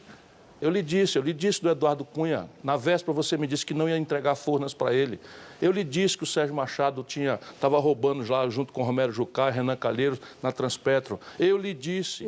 E fui dizendo: não, você sabe como é, Ciro, a vida é difícil, não sei o que e tal. Eu não acredito em nada disso, não. Enfim, lamentavelmente eu vi o Lula se corrompendo. E o PT virou a direção, tem muita gente boa. Mas a direção do PT virou uma organização criminosa. Parte dessas pessoas que o senhor citou, por exemplo, Eduardo Cunha, está no União Brasil, que é o partido do Luciano Bivar, com o qual o senhor tentou fazer uma aliança. Deixa eu explicar de novo. Como é que seria essa aliança? Vocês ficam atribuindo a mim uma coisa, como se assim, esse aqui, eu não consegui aliança porque não fui hábil. Eu fiz uma pergunta, não afirmei. Se faltou inabilidade, se faltou habilidade. Foi uma pergunta. Exatamente. Então, repare, o União Brasil é um partido que derivou de uma fusão de gato, sapato, cachorro, um monte de coisa junto. Ali eu tinha o DEM, com quem eu fiz aliança na eleição passada. Nós fizemos, a Ana Paula é vice do Bruno Reis, ganhamos no primeiro turno em Salvador. Como é que do DEM. Esse negócio nós de apoiamos o Ronaldo Caiado em Goiás, apoiamos o Mauro Mendes. Então, repare, essas pessoas pediram, deixa a porta aberta. E eu deixei a porta aberta. Aí o Bivar, para minha homenagem, disse o seguinte, não, o problema do Ciro não é ele, que é gente muito boa. O problema do Ciro são as ideias dele. Esse, pelo menos, me fez a homenagem. É evidente que eles não vão vir em meu socorro, pelo menos como organização. Então, e aí agora eu sou culpado de não ter e de ter também? Não, é porque essas pessoas que o senhor critica estão nesse partido. Então, eu não sei como é que se organiza uma aliança. Que dia foi que eu deixei de criticar o Eduardo Cunha? O que eu tenho a ver com o Sérgio Moro? Certo. Sérgio Moro filiou-se no União Brasil. Sérgio Moro, para mim, sempre foi um grande picareta. Quantas vezes eu disse isso? E aí não saiu aliança, então... Aí não sai aliança, pronto. Beatriz. Candidato. Agora, eu quero ser presidente com essa gente, mandando no meu programa... Não quero, elejo o Lula. Mas tudo bem, o senhor vai chegar lá, se o senhor for eleito, aí o senhor tem que fazer uma coalizão. O senhor começa pelo MDB do Calheiros ou pelo PT que virou corrupto? Moleza, todas as vezes no Brasil, nenhum presidente na história do Brasil, isso é que é trágico nas nossas análises. Olha o mal que faz a falta dos intelectuais críticos no Brasil e os intelectuais de conveniência. 100% dos presidentes brasileiros foram ao poder e, a partir do poder, montaram suas respectivas coalizões, sem exceção de nenhum. Sim. Sem exceção de nenhum. O mais brilhante de todos foi o Juscelino Kubitschek.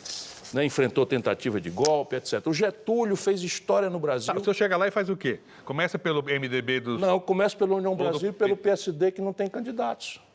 O meu partido, se eu for eleito, por favor...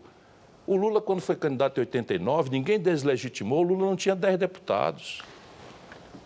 Ninguém deslegitimou o cara, percebe? Meu partido elegeu 29 deputados na eleição passada. Eu agora posso fazer 40, 50 deputados se eu for eleito. Percebe? Então começa com 50% a 10%. O que o PT vai fazer? Fez 54%, 10% da Câmara. Então esse é um problema que é de qualquer um nesse presidencialismo brasileiro. Qual é a diferença minha? Não, eu não estou dizendo que era o problema. Eu estou aproveitando, eu começo por aqui, mas veja, nas reformas, eu me comportarei como chefe de Estado. Eis a diferença de quem tem treinamento. Então, nas reformas, não será um jogo de governo contra a oposição. O governo vai ter uma maioria simples, que eu monto ali entre a eleição e a posse. Você tem dúvida? Beatriz. Falei nada. Eu queria falar um pouquinho de conjuntura externa e política externa. Qual vai ser a relação, se o senhor for eleito, qual vai ser a relação que o governo do senhor manterá com os Estados Unidos? Já ouvi o senhor fazendo algumas críticas, por exemplo, sugerindo que o FBI teve ingerência nas questões jurídicas nacionais e etc. Qual seria a postura do senhor na relação com os Estados Unidos? Desculpe, você não pode passar, com todo respeito e carinho, é só uma questão, você não pode passar tão aligeradamente nisso, não. O Sérgio Moro utilizou o FBI no Brasil fora dos canais diplomáticos. Isso está errado, nós não podemos aceitar isso. Isso fere um negócio chamado soberania nacional, autodeterminação dos povos. Mas a minha preocupação não é tanto essa, a minha preocupação é que nós flagramos elementos de espionagem dentro da sala da presidenta Dilma e da primeira-ministra Angela Merkel. Isso foi nota de protesto nas Nações Unidas. E qual é a relação com os americanos? Eles são a nação mais semelhante que há com o Brasil, mas eu não sou vassalo. Percebe? Se eu pudesse ser presidente do Brasil, eu vou restaurar a nossa autoridade moral no Concerto das Nações, que está hoje liquidada. Eu vou ter uma amizade profunda, histórica, pan-americana. Ok, isso é natural. Nós somos uma nação judaico-cristã como eles, nós temos a chaga da escravidão como eles, nós temos uma série de similitudes. Mas eu disse, inclusive, agora ao encarregado de negócio que me convidou, eu fui visitá-lo, fui recebido com muito respeito e cordialidade. Eu disse para ele, algumas desconfianças nós temos que remover. Percebe? Porque é fato. Eles desenvolveram uma legislação que permite a um juiz singular de Nova York colocar um interventor dentro da Petrobras e outro dentro da Embraer. Comigo não, Violão, não vai ter. Então vai mudar a política que existe hoje. De vassalagem absoluta vai mudar, você sabe. Por exemplo, no começo do meu governo acaba com a concessão unilateral de visto. Percebe? Porque isso é um princípio. Se você não se dá valor, ninguém lhe dá valor. Por que o brasileiro grama na fila dos consulados para tirar um visto e nós abrimos mão unilateralmente? É o único caso na história da diplomacia brasileira como sabujo. E qual seria o eixo da política externa do senhor? O eixo da política externa do Bolsonaro é... Haverá dois eixos. Haverá dois eixos. Um, eu vou restaurar os princípios do Barão do Rio Branco. É a ideia de que o Brasil atuará no concerto internacional, nos aforamentos multilaterais, bilaterais e em todos os nossos votos e influências, enfim, guiados pelo princípio da autodeterminação dos povos, da não intervenção em assuntos domésticos de outras nações e na solução pacífica dos conflitos. Então, isso serão princípios que vão guiar a posição do Brasil. Por exemplo, os americanos invadiram a Coreia lá atrás. O Brasil é contra. A Rússia invadiu a Ucrânia, o Brasil é contra. Por quê? Porque são princípios que vão nos guiar, embora a humanidade seja ainda guiada pela prepotência, pela violência e pela força, o Brasil vai ter que atuar pela virtude, pela questão moral, pelos valores morais. Porém, haverá uma política externa de grande energia naquilo que o Brasil, por esse projeto nacional guiado, vai buscar na ordem internacional. Um regime de preferências comerciais industriais para dar abrigo para o esforço de reindustrialização do Brasil, uma busca de um regime de preferências, de transferências tecnológicas sensíveis. Por exemplo, eu disse ao encarregado de negócio americano, por que o Brasil não tem direito de lançar seus próprios satélites? Por que há uma hostilidade tão grave? Porque o Brasil tem uma tradição pacifista, nós estamos mais de 150 anos sem um conflito. Fizemos uma opção unilateral por não nuclearização do território brasileiro e por influência brasileira de todo o Cone Sul da América Latina. Enfim, por que não nos respeitar com essa coisa? E, por fim, um regime rebelde de financiamento, rebelde às interdições de Bretton Woods. Em relação ao meio ambiente, nessa política externa, o senhor acha que o Brasil deve ser mais compensado por preservar a Amazônia, por cumprir as metas de transição energética, por exemplo? Como vai ser a sua negociação com os outros países nesse aspecto? Comigo, o Brasil vai buscar ser o líder mundial da questão ambiental, pela descarbonização da economia, enfim, pelas providências todas que permitam a gente prevenir o desastre das mudanças climáticas. E nós temos massa crítica para isso. Não é? O que nós não temos é enforcement, que é o assenhoreamento real do território. Esse ministro da Defesa me processou. Sabe por quê? Porque eu disse uma obviedade, que aquele território onde mataram o jornalista e o indigenista lá, aquilo ali é terra de ninguém. É dominado por uma holding do crime. E uma holding de um crime tão extensamente dominante no território não aconteceria se não fosse a omissão ou a conivência das Forças Armadas. Eu sei categoricamente o que eu estou dizendo. André. Eu queria puxar um pouquinho para a questão das reformas, né? No caso da reforma da Previdência, o que é que o senhor pretende mexer? Como é que seria? Posso explicar a causa do problema? Porque isso é necessário. O Brasil é um de 3 países do mundo que mantém um sistema de repartição como organização da sua previdência. Isso não funciona. Portanto, não houve reforma nenhuma, é uma mentira que se pregou na sociedade brasileira, hostil aos pobres, aos trabalhadores, que desfez o contrato e empurrou milhões de brasileiros para a informalidade, destruindo finalmente o sistema. Por quê? Porque ele vive da formalidade do mercado de trabalho, a fonte da renda é a carteira assinada, e a demografia jovem, que já não é mais verdade para o nosso país. Então, eu estou propondo um novo sistema previdenciário que tem 3 pernas. Um nós já examinamos, que é o programa de renda mínima, vai entrar como elemento de seguridade social. O outro é ainda um regime de repartição transitório, com um teto, que será de 6, de 7, de 8, de 9 mil, dependendo de negociação, que vai valer para todo mundo que entrar no sistema, daquele dia em diante. Ou seja, todo mundo que está hoje, para não pegar a mentirada do PT, fica com seus direitos adquiridos guardados. Ninguém vai ser alterado em coisa nenhuma e tal. Porém, quem entrar no Judiciário, no Legislativo, no Ministério Público, no serviço privado, no serviço público, vai ter um teto bancado pela repartição. E a terceira perna é para quem quiser um regime de capitalização público controlado pelo coletivo de trabalhadores com contribuição patronal. E a reforma trabalhista, Ciro, o que você tem a dizer para esses milhares de trabalhadores precarizados, de entregadores de aplicativo, motoristas de... Essa é uma nova classe de trabalhadores que eu não vejo a esquerda falando com essas pessoas. O que você tem a dizer para eles? A esquerda brasileira, se for considerada pelo PT, é uma gracinha, né? A esquerda mais reacionária do planeta Terra. Mas o que você tem a dizer a esses? Eu vou convocar um novo Código Brasileiro do Trabalho.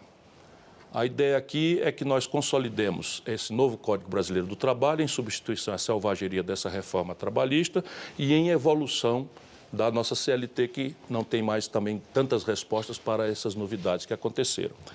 Dali, nós vamos ter duas grandes guias para esse código nascer. Primeiro, as convenções internacionais que o Brasil assinou na OIT e que não estão em vigor.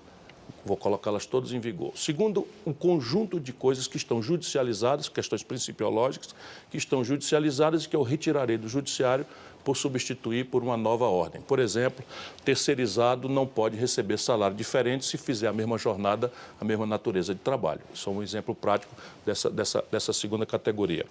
E o teletrabalho, home office, essas coisas todas, nós vamos ter que regulamentar e oferecer algumas garantias.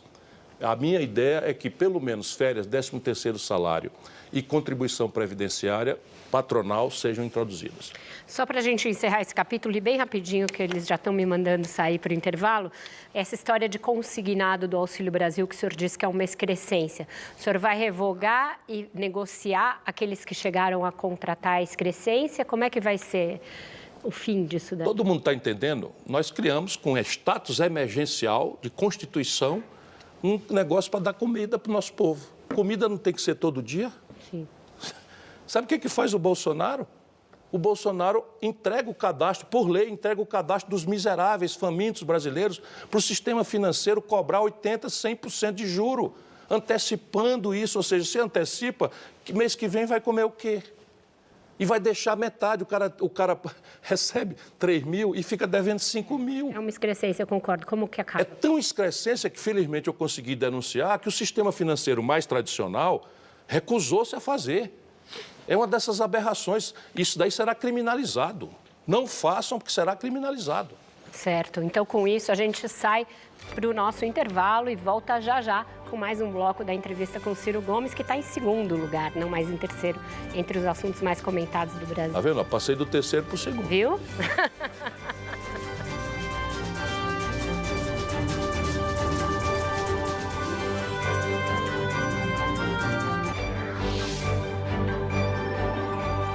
Inovar para evoluir. Bradesco.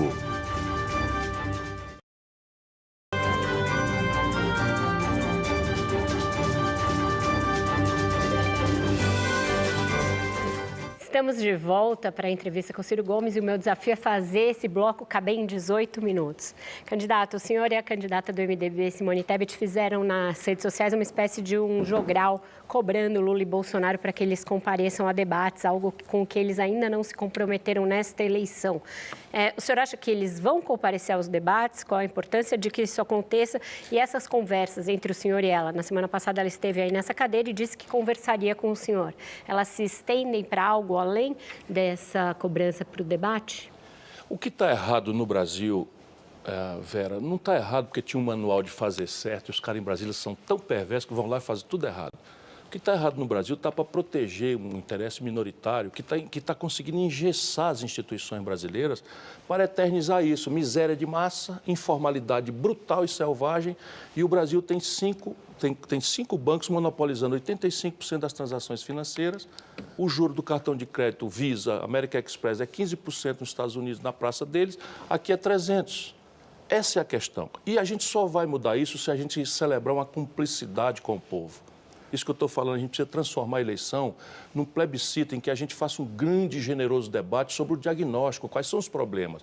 O que é o Brasil, que era o país que mais crescia no mundo, de repente é o país que menos cresce? O céu é o mesmo, o chão é o mesmo, o povo é o mesmo, quem está fracassando é a política. E a terapêutica exige novos laços, novos contratos da sociedade brasileira. Por isso o debate é vital. Eu digo de novo, se nós não conseguirmos salvar o Brasil dessa polarização, tirando o Brasil disso, vai ser o maior estelionato eleitoral da história. O ódio vai se aprofundar, a decepção e a frustração. Aí sim a democracia brasileira, que é um protocolo para a maioria esmagadora das pessoas. Simone Tebet, eu tenho afeto e respeito por ela. Como eu estou na estrada já há algum tempo, eu era amigo do pai dela, o senador Ramos Tebet, que é uma figura absolutamente honrada, correta como ela. Ela foi uma boa prefeita e acho que ela vai fazer um papel muito importante na disputa brasileira. Esse diálogo com ela é simples, é fácil, não é no plano pessoal. O que eu tenho é uma curiosidade, eu digo a ela nas oportunidades que tenho, eu digo a ela que eu quero ver se ela entende o problema desse modelo econômico, que infelizmente ela tende a replicar. Entendi. Então, a nossa divergência, como ela fala, é uma divergência sobre a engenharia mesma das instituições do modelo econômico brasileiro. Eu não tenho a menor dúvida que, sob o ponto de vista da governança política, ela faria uma diferença brutal, porque ela é limpa, diferente dos dois que estão disputando a pesquisa. O senhor está tendo alguns problemas no Ceará para a composição para a composição das alianças, né? Houve até um mal-estar na sua família, um rompimento do senhor com seus irmãos por uma questão de apoios, né? Eles queriam que o senhor apoiasse a Isolda e o senhor está apoiando o Roberto Cláudio, que é do seu partido. Eu queria perguntar duas coisas. Por que os seus irmãos não ficaram do seu lado? E se o senhor não acha que essa divisão que houve lá pode acabar entregando a eleição para o candidato bolsonarista ao governo, que é o capitão Wagner, no seu estado? Eu não rompi com os meus irmãos. Eles que romperam com o senhor? Não, nem eles romperam comigo. Tá, pelo menos até aqui eu não estou sabendo desse rompimento. É uma coisa doída para mim, mas assim, só revela uma coisa, que é o meu estilo... Essa divisão. É o meu estilo de atuação na política. Eu não sou coronel mesmo. Então, eu costumo emitir minha opinião e respeitar a opinião dos outros. Veja, nós entramos numa dinâmica lá de tentar enfrentar o candidato do Bolsonaro, que é muito forte. E por esse critério nós achamos o Roberto Cláudio. Roberto Cláudio é quem? É o que está com melhor desempenho na pesquisa, é o melhor prefeito da história de Fortaleza, é o que mais domina o assunto, é o mais experiente de todos e resultou numa votação extremamente aberta, com nome, todo mundo e tal. Enfim, o resto é fofoca, ilação e traição muita. Só que dessa parte eu não vou comentar. Agora que estava ficando bom? Pois é. Mas aí isso resultou no lançamento de um candidato do PT, apoiado pelo ex-governador Camilo Santana, e na saída da Isolda, que vem de Sobral, é responsável em grande parte pela revolução da educação de Sobral e do Ceará, e que é uma aliada da vida toda do senhor. O senhor não acha que pode ter saído um pouco caro? E pelo fato dela ser uma governadora no cargo, ela não tinha o direito de disputar a reeleição? O partido tem essa tradição no Ceará. O partido valoriza muito o projeto. O projeto é coletivo. E aí, os 4 que se credenciaram, lembrando que a Isolda vem de Sobral, tem amizade de 50 anos com o marido, que foi prefeito de Sobral, foi secretário, meu amigo, etc, etc. E os 4 se habilitaram. Quando se habilitam 4 e só um vai ser escolhido, aqui haver um critério para a escolha. Então, o que aconteceu? Eles passaram um ano inteiro. Fizeram 10 reuniões regionais debatendo o Ceará, o que estava bom, o que estava errado, o que precisava consertar, quais são as novas ideias, e afunilou. Quando afunilou, o Lula foi lá, atravessou o samba, convidou o Camilo para ser ministro e daí para diante tudo desandou. Eu não quero mais comentar além do que eu já acabei de fazer. As pessoas vão julgar se é razoável. O Camilo tinha perdido a eleição para prefeito de Barbalha quando nós achamos que ele tinha o talento e a capacidade. E eu, assim, a lista do que eu fiz por ele, o Ceará sabe. E ele sabe mais do que ninguém. Ele achou, sem me dar sequer um telefonema, que o caminho agora era outro. Ok, seja feliz.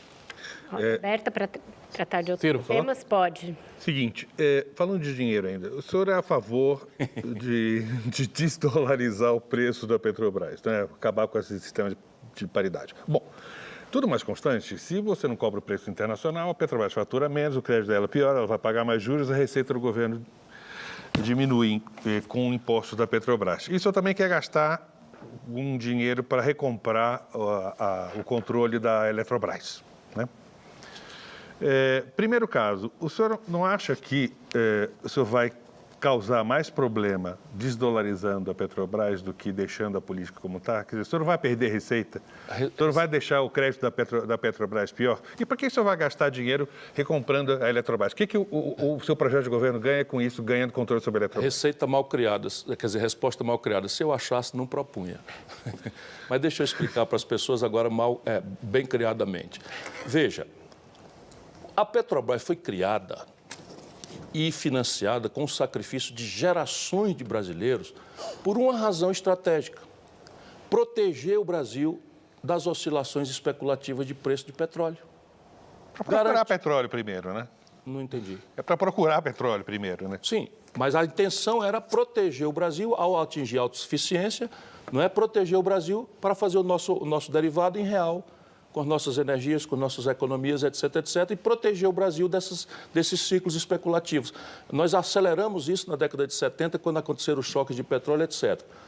E ela se ouve muito bem, com uma política de preço que vigiu de 1955 até 2016, quando o país sofreu um golpe de Estado. Por quê? Porque tínhamos uma presidenta muito ruim, mas que não cometeu crime de responsabilidade. O Lula esqueceu de tudo isso, mas eu não esqueci, estou na mesma linha que eu estava quando me demiti e fui para a rua e o Ceará deu 2/3 dos votos contra o impeachment. Foi o único Estado brasileiro. Hoje o Lula está agarrado lá com o Eunício Oliveira junto com o Camilo Santana. Isso é que é o progressismo de Goela, que eu vou enfrentar, derrotado o povo do Ceará. Eu tenho tanto crédito comigo que o que o povo do Ceará que fizer está muito bom, porque também eu estou com o peso de uma responsabilidade já de 30 anos, que tem uma hora que também dá vontade de outro ver, para as pessoas sentirem falta do que foi um governo, do que foi um modelo de política decente, sem um escândalo de corrupção, com o Estado tendo recorde de educação, recorde de saúde, recorde de industrialização. Pode ser que esteja na hora da gente entregar para o capitão Wagner lá, o cara do Bolsonaro, quem sabe a gente aprende a dar valor que tem. Se não, ok. Voltando aqui. Então, veja, no mundo inteiro do petróleo, não existe competição. Essa é a questão. O Brasil não é legal, mas um monopólio na prática da Petrobras. Então, se houvesse uma competição, ok, os preços seriam garantidos pela livre concorrência. Não tem essa competição. Ou você tem o cartel das 7 irmãs, ou você tem o grande oligopólio da OPEP e as estatais dominam 80%. Qual é o sentido de você cobrar em dólar? Por preço de oportunidade, um barril que custa $10 para eu produzir, eu vou cobrar 140 porque a Rússia invadiu a Ucrânia? De quem nós estamos cobrando isso? Da dona de casa que não tem mais de condição de pagar gás de cozinha. Do caminhoneiro que não sabe mais calcular o frete quando sai de São Paulo para Salvador e não sabe o frete de retorno quanto vai custar.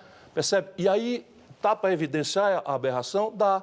A Petrobras, de janeiro a março, distribuiu 48 bilhões de reais sem pagar um centavo de imposto de dividendos e para esfregar no nariz da gente, dos miseráveis para o povo brasileiro, dos taxistas, dos motoristas de aplicativo, a Petrobras distribuiu 88 bilhões de reais no segundo trimestre do ano. E para que recomprar o controle da Eletrobras? Porque o regime de águas do país está em jogo. Quem está correto, o Brasil ou a França? A França acabou de estatizar uma empresa privada de energia elétrica que é de base nuclear. No caso brasileiro... Ele vai comprar o resto das ações, ele já era dono de 84%. É só reassumir o controle com as devidas indenizações por uma circunstância simples. Por uma circunstância simples, a hierarquia de uso da água está determinada na Constituição. Para um engenheiro elétrico, quando ele olha uma barragem como Sobradinho, como Itaipu, ele vê quilowatt-hora. Mas eu sou nordestino, eu vejo abastecimento d'água de Fortaleza. Candidato, qual é eu vou negociar isso em Xangai com uma multinacional? Não tem cabimento. Qual é a sua posição sobre a regra para demarcação de terras indígenas? Existe uma questão no Supremo propondo aí um marco legal temporal, né? Que seria, na época da Constituição, quem comprovar que estava lá antes da promulgação da Constituição. Qual a sua posição a respeito? Isso é um grande atalho para não resolver uma questão que é relativamente simples de ser resolvida neste país. Francamente, eu quero para mim, também está no meu programa, eu quero para mim, sabe, a referência histórica do presidente da República que zerou toda a demanda por regularização fundiária das comunidades tradicionais brasileiras. E sem levar em conta esse marco temporal. É evidente. Por quê? Porque isso é uma luta pela terra. Se os antropólogos não localizam aquilo, até boa parte dos índios eram nômades. As comunidades indígenas eram nômades. Em caso de litígio, o senhor arbitra em favor de quem? Em favor do mais pobre sempre, como eu fiz quando governei o Ceará. Não tinha nenhum conflito de terra. Eu ia lá sem ter o poder de desapropriar, comprava, indenizava e assentava o pessoal do MST. Tá certo. Ciro, que atitude foi tomada de concreta contra a presença de militantes um grupo de extrema-direita chamada Nova Resistência, que se infiltrou nos quadros do PDT E entre essas pessoas, há negacionistas do Holocausto, negacionistas de vacina, há gente que critica a militância LGBT e do movimento negro. Em junho, o Carlos Lupe afirmou que iria expulsar esses militantes, mas até agora nada foi feito. Você tinha conhecimento disso? Por que nada foi feito até agora? Não tenho nenhuma informação, mas garanto a você que qualquer neonazista, neofascista, racista, seja lá o que diabo for, não vai estar no PDT. E não preciso eu dizer isso, o Lupe guarda isso com muito zelo. Tem notícia disso? Não? Eu posso. Beatriz? Em 2 meses, isso foi publicado no Congresso em Foco, em 2 meses que o Lupe disse que ia expulsar e até agora nada foi feito. Sim, irmão, não sei de nada, eu posso mandar para você a informação, porque eu não tenho informação nenhuma aqui disso. Certo. Candidato. Beatriz? O senhor mencionou no começo do programa o número de eleitores, o percentual de eleitores que gostaria de ter um candidato que não fosse nem o presidente Bolsonaro, nem o ex-presidente Lula. A despeito disso, quando a gente olha o percentual, o senhor tem menos porcentagem de votos válidos nas intenções de voto do que teve em eleições passadas. E o senhor é um dos candidatos mais conhecidos. Então, aqui o senhor acredita, então, a dificuldade de conseguir atrair parte desse eleitorado em torno do seu nome e no que o senhor aposta entramos amanhã oficialmente na fase de campanha eleitoral, no que o senhor aposta, então, daqui até o primeiro turno da eleição? Eu aposto que nós vamos começar amanhã a campanha eleitoral. É uma aposta simples. Agora, deixe, com muita modéstia e humildade, lhe dizer do tamanho do desafio da minha candidatura. Ela não está posta porque é fácil, ela está posta porque é necessária. É a única alternativa, infelizmente, de mudança do modelo econômico e do modelo de governança política, com esses R's, com números, quanto custa, de onde vem o dinheiro, para tentar livrar o Brasil dessa tragédia. Mas por que o senhor acha que não consegue atrair esse eleitorado em torno do nome do senhor? Eu já estava lhe respondendo. Porque nós temos 2 presidentes ultraluminosos. Então, você tem o seguinte, o que aconteceu na eleição de 2018? Eu estava lá também. É só as pessoas pararem para pensar, eu estava lá também. Por que eu não consegui? Porque o Collor ganhou. Por que o Collor ganhou? Percebe? Estava lá o Brizola, estava lá o Mário Covas, estava lá o Aureliano Chaves, estava lá o Ulisses Guimarães. Por que o Collor ganhou? Percebe? Porque o nosso povo é vítima de um processo de propaganda, de esmagador confinamento da vontade do povo em quem beija a cruz. E eu sou o único cara que está propondo com clareza cobrar imposto dos ricos, etc, etc. Eu não serei ajudado por eles. Agora, eu tenho um elemento instável no qual eu acredito e boto a minha paixão e meu amor, o povo brasileiro. Será que ele virá em meu socorro? Não sei. É a 4ª e última vez que eu vou competir. Porque se eu for eleito, já disse, vou abrir mão da reeleição em troca da reforma do país. E se eu não for eleito, eu terei dado a minha contribuição e terei muita autoridade moral. Não é para dizer, eu não falei, porque eu estava lá em 18, eu tentei. 70%, Beatriz, do eleitorado de São Paulo, do Rio, de Minas, do Rio Grande do Sul, escolas políticas muito importantes do Brasil, votaram no Bolsonaro. Não foi porque o Bolsonaro tinha uma obra, nem porque ele tinha uma proposta, nem a mais superficial que houvesse. Votaram magoados com o que aconteceu de tragédia econômica, de tragédia de corrupção generalizada que o Lula e o PT produziram no Brasil. E agora... A grande questão é, meu irmão brasileiro, será que a solução para votar, sabe, contra a corrupção do PT, votar no Bolsonaro, agora para protestar contra o Bolsonaro, nós vamos votar no PT de novo? Você não percebe onde é que nós estamos indo? Nossos últimos minutos para um tema que a gente não abordou. O ano que vem, 2 ministros do Supremo se aposentam. Sua proposta é manter o critério atual de indicação de ministros do Supremo? O senhor acha que está correto? Sim. Malu. De novo, em linha com as melhores práticas internacionais. Eu ia perguntar, só colando aí nessa declaração que o senhor acabou de dar, que se o senhor não for eleito, o senhor não vai mais disputar. Da última vez que o senhor falou isso na SBPC, o senhor disse que o senhor ia enfiar a viola no saco porque eu virei o bicho falante, o chato... O pessoal não entendeu, é grilo falante, aquele personagem. O grilo falante. Diabo é bicho falante, eu grilo até achei falante. estranho, mas estava escrito na transcrição. É o cara que fica dizendo, olha o problema, olha o problema, olha o problema, mas ninguém quer prestar atenção. O senhor falou isso, então o senhor virou o grilo falante, o chato, o destemperado. O senhor tem essa imagem, o senhor acha que o senhor criou essa imagem, o senhor acha injusto? Olha, eu não estou na luta política para ficar com mimimi. Isso é um país onde todo mundo é ladrão, incompetente. O que dizem de mim é que eu sou destemperado. Está de bom tamanho. Entendi. Mas eu não sou, não. Eu era o garoto prodígio da política brasileira. Aí, de repente, eu fiz a intervenção do Banespa, a intervenção do Banespa, acabei com a roubalheira de emissão secundária de moeda, que liquidaram, que até hoje São Paulo, Rio de Janeiro pagam preço caro disso. Aí, desse dia em diante, eu passei a ser o destemperado. O Bolsonaro... É porque não dá para me chamar de ladrão. Eu não sou. O Bolsonaro... Não dá para me chamar de incompetente. Eu tenho uma história muito interessante, sabe? Então, vai chamar o quê? Adversário, quando não tem defeito, ensina o povo lá do interior do meu estado. A gente bota. Então, inventaram essa. Bolsonaro... Eu, às vezes, ajudo. Por quê? Isso que eu ia falar. Você também, às vezes... Mas sabe por quê? Porque eu sou um homem livre, Malu. Eu sou um homem livre. Eu não sou um carreirista. Sabe qual é meu último mandato? Deputado federal mais votado proporcionalmente do Brasil. Em vez de estar lá agarrado com um negócio de emenda, não sei o que e tal, eu simplesmente não quis mais, porque achei aquilo um lixo. Sabe, conviver com Eduardo Cunha, com Michel Temer, com esse bando de ladrão mandando na República, eu preferi ir embora. Nunca mais quis um mandato. Eu sou livre. Essa é a diferença. Eu incomodo porque eu sou um livre. Não faço da política meio de vida, estou aqui para servir ao Brasil. O Bolsonaro tem dito que todo mundo acha que ele vai ser preso, ele tem repetido que ele vai ser preso, que os filhos dele não vão ser presos. O senhor acha que ele vai ser preso? Vai ser preso, porque é um criminoso. Por quais crimes? Da pandemia ou... Da pandemia, especialmente. Mas repara aqui, vamos lá. Para a gente não ter exagero nenhum, eu me refugio nos números. O Brasil tem 3% da população do mundo.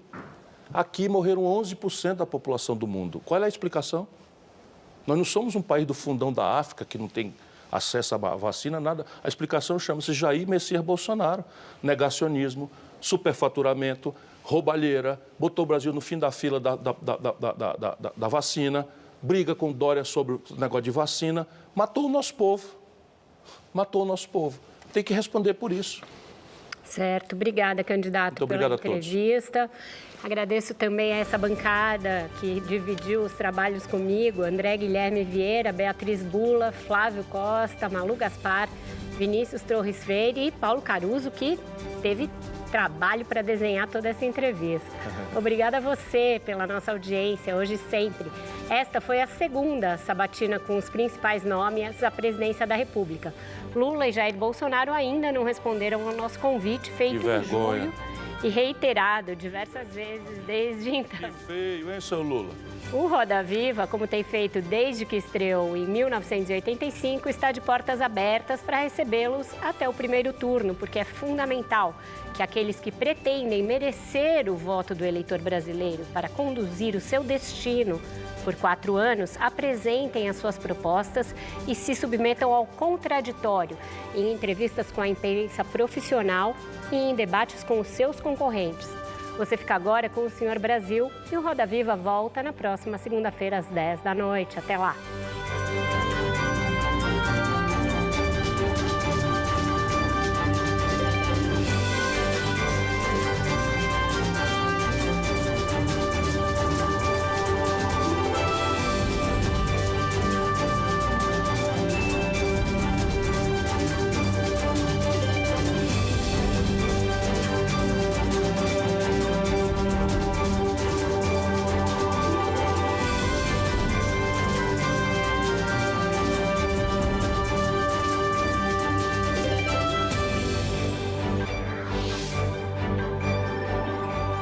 Inovar para evoluir.